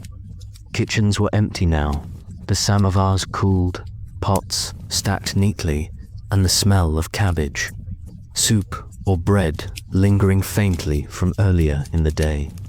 Shoes left outside doors were lined up like small sentinels in the dark hallway. The floorboards groaned under the rare step of someone rising for water or making a quiet trip to the toilet dot. The hush of these corridors carried its own weight, a reminder that privacy was scarce, and every sound connected one family to another. But in these hours, silence was a shared comfort. Families rested, wrapped in heavy quilts, some with small stoves burning low to keep the worst of the cold away. In winter, Ice crept onto the inside of windows, and even in sleep, people curled tightly against the draft. Blankets rustled, pillows pressed thin. Then time drifted slowly as the night held steady. On the streets, lamps glowed in long rows, their light falling on snow or stone, revealing empty spaces where footsteps had been hours before. The trams that ran late into the evening were now few, clattering across tracks with windows lit dimly by their pale bulbs. The driver sat hunched, hands on the controls, carrying only a handful of passengers, a factory worker returning from the late shift, a nurse heading home, a soldier on quiet duty. Inside the tram, the air was heavy with damp wool coats, boots, caked with ice, and the faint smell of tobacco.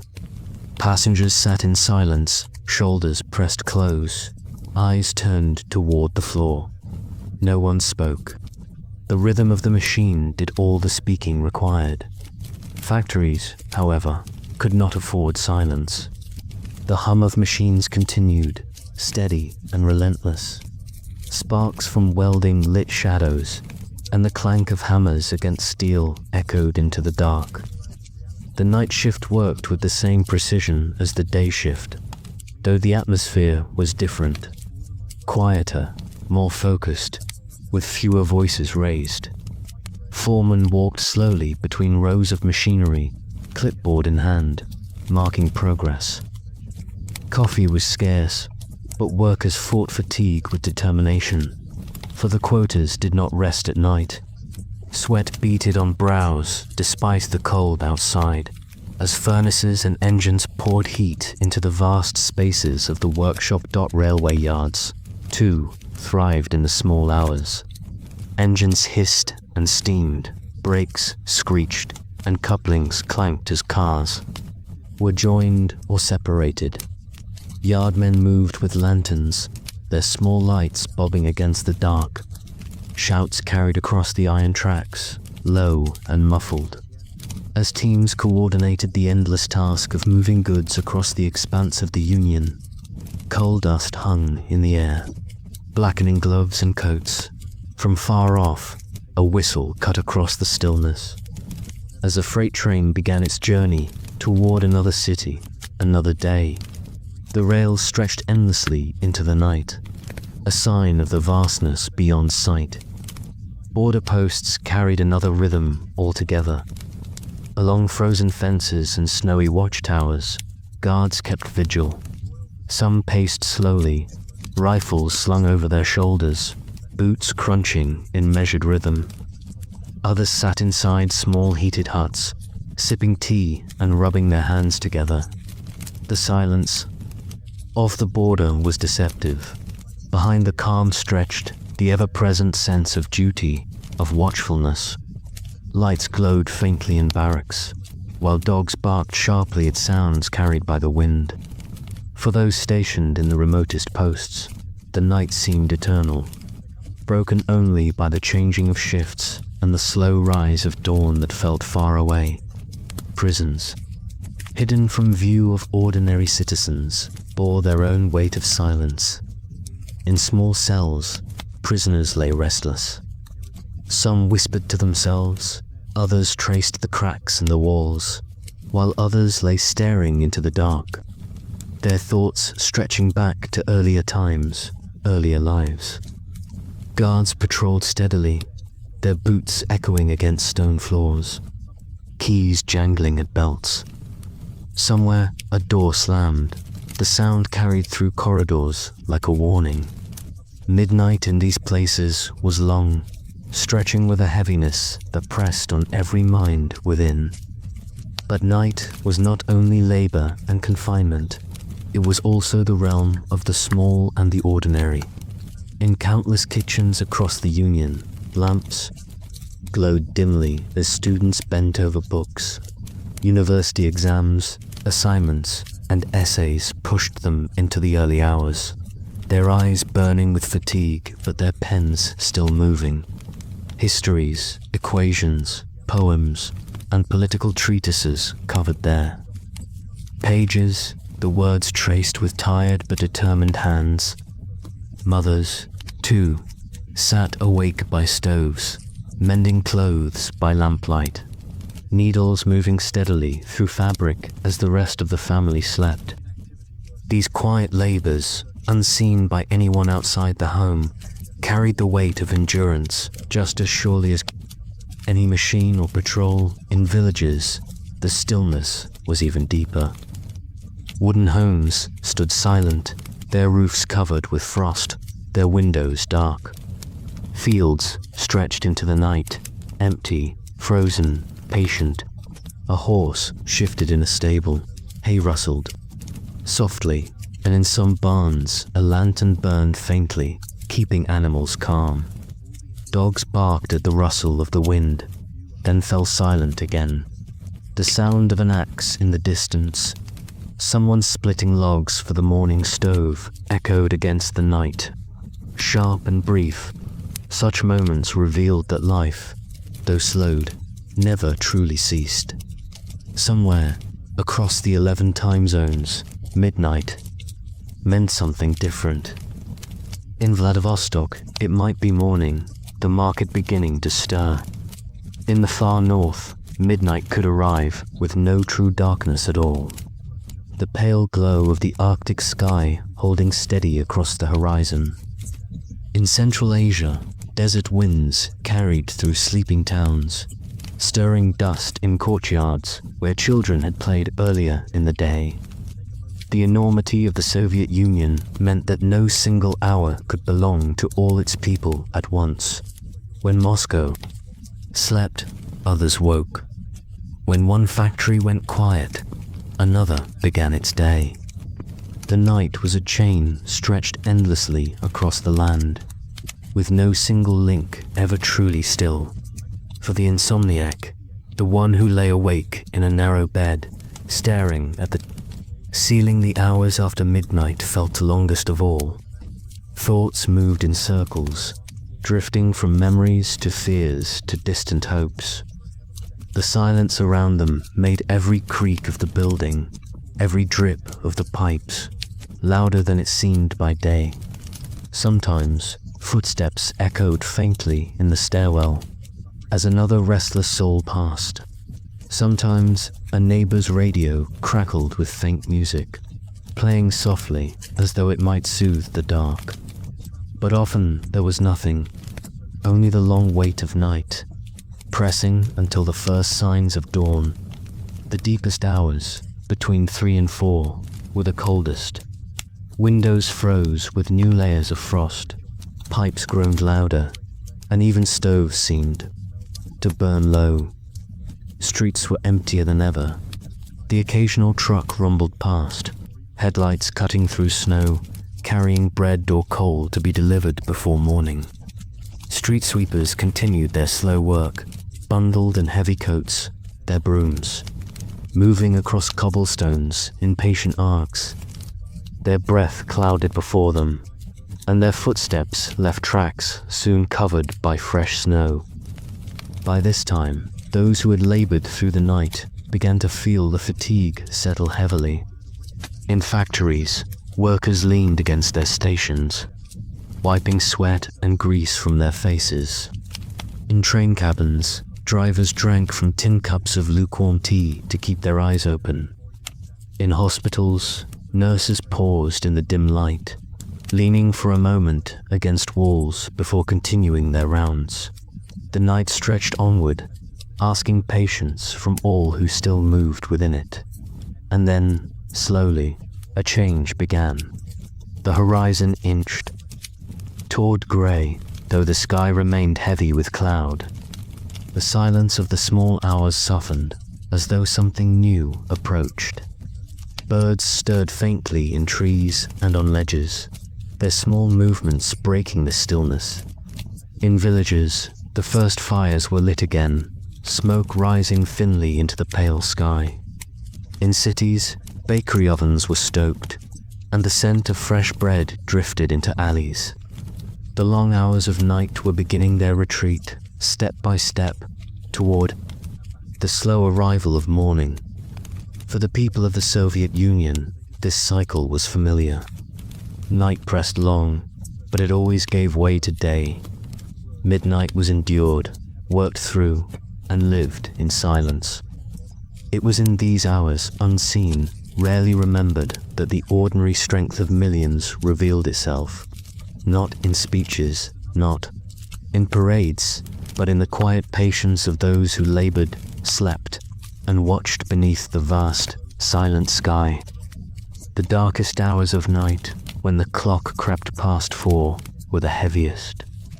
These were the hours when even the strongest lamps seemed to dim, when fires in stoves sank low to quiet embers, and when breath hung thick in the cold air of communal rooms. In the Soviet Union, these hours carried a kind of weight unlike any other. They were neither night nor morning, neither sleep nor waking, but something in between. For many, these were hours of deep and dreamless rest. Families in city apartments and village cottages alike lay pressed beneath thick quilts. Children bundled close to mothers, fathers stretched out with arms tucked behind their heads. The silence of sleep connected them, binding one home to another, across the miles. In dreams, the hardships of daily life melted away, if only for a few hours. Fields, factories, and offices were distant now. In their place came the simple landscapes of the mind, memories of summers long gone, moments of laughter, faces of loved ones, the scent of pine or bread, visions that softened reality. But not everyone slept. Somewhere, a worker paused to wipe sweat from his brow, leaning against a machine that thundered on without pause. Somewhere, a doctor checked the pulse of a patient lying weak beneath hospital sheets. Somewhere, a guard shifted his rifle from one shoulder to the other, stamping his feet against the cold ground. The night, vast as the Union itself, asked for vigilance. And there were always those who answered. In these deepest hours, hunger stirred quietly. In apartments, a few restless souls rose and tiptoed toward the kitchen, careful not to wake the family. A slice of bread was cut, perhaps spread with a bit of butter or sprinkled with salt, and eaten in silence beneath the dim glow of a small lamp. The sound of the knife against the boards seemed louder than it should have been, echoing against the walls of the still kitchen. In villages, a kettle might be set on the stove once more, its whistle piercing the quiet as water boiled for tea. A lone figure sat at a rough wooden table, hands curled around a steaming cup, eyes heavy but awake. The animals too marked this time. Dogs shifted in doorways, curling more tightly against the cold. Horses stamped their hooves in barns, their breath rising in white clouds. Roosters, uncertain of the hour, sometimes crowed too early, their voices sharp against the silence. Cats padded quietly across floors, tails flicking, pausing to listen to sounds only they could hear. In these small stirrings, the rhythm of life never truly paused, not even in the deepest dark. Across the vast Union, lights burned in places few could see. In the depths of Siberia, where labor camps lay hidden, guards patrolled with lanterns. In the far northern ports, ships prepared for voyages that would leave before dawn, their horns sounding low across icy waters. In military bases, radar screens glowed green in dark rooms, operators watching steadily for signals that rarely came. In the Kremlin itself, at the center of power, some offices never went fully dark. Secretaries, officers, and aides worked late, their typewriters clacking, softly as reports were finished, stamped, and filed. The machinery of governance pressed on through the night, invisible to those who slept in their beds. Meanwhile, in villages that dotted the plains, Peasants stirred to prepare for the new day even before dawn had fully arrived. In the harshness of winter, wood had to be gathered early, fires stoked before the house awoke. Milk had to be drawn, animals fed, paths cleared. These small labors marked the start of life's daily rhythm. And for those who lived from the land, the night's end was only the signal of another round of tasks to come. The stillness of the Soviet night also gave space to thought for the sleepless, lying awake in narrow beds. The hours between 4 and 5 carried their own kind of quiet reflection.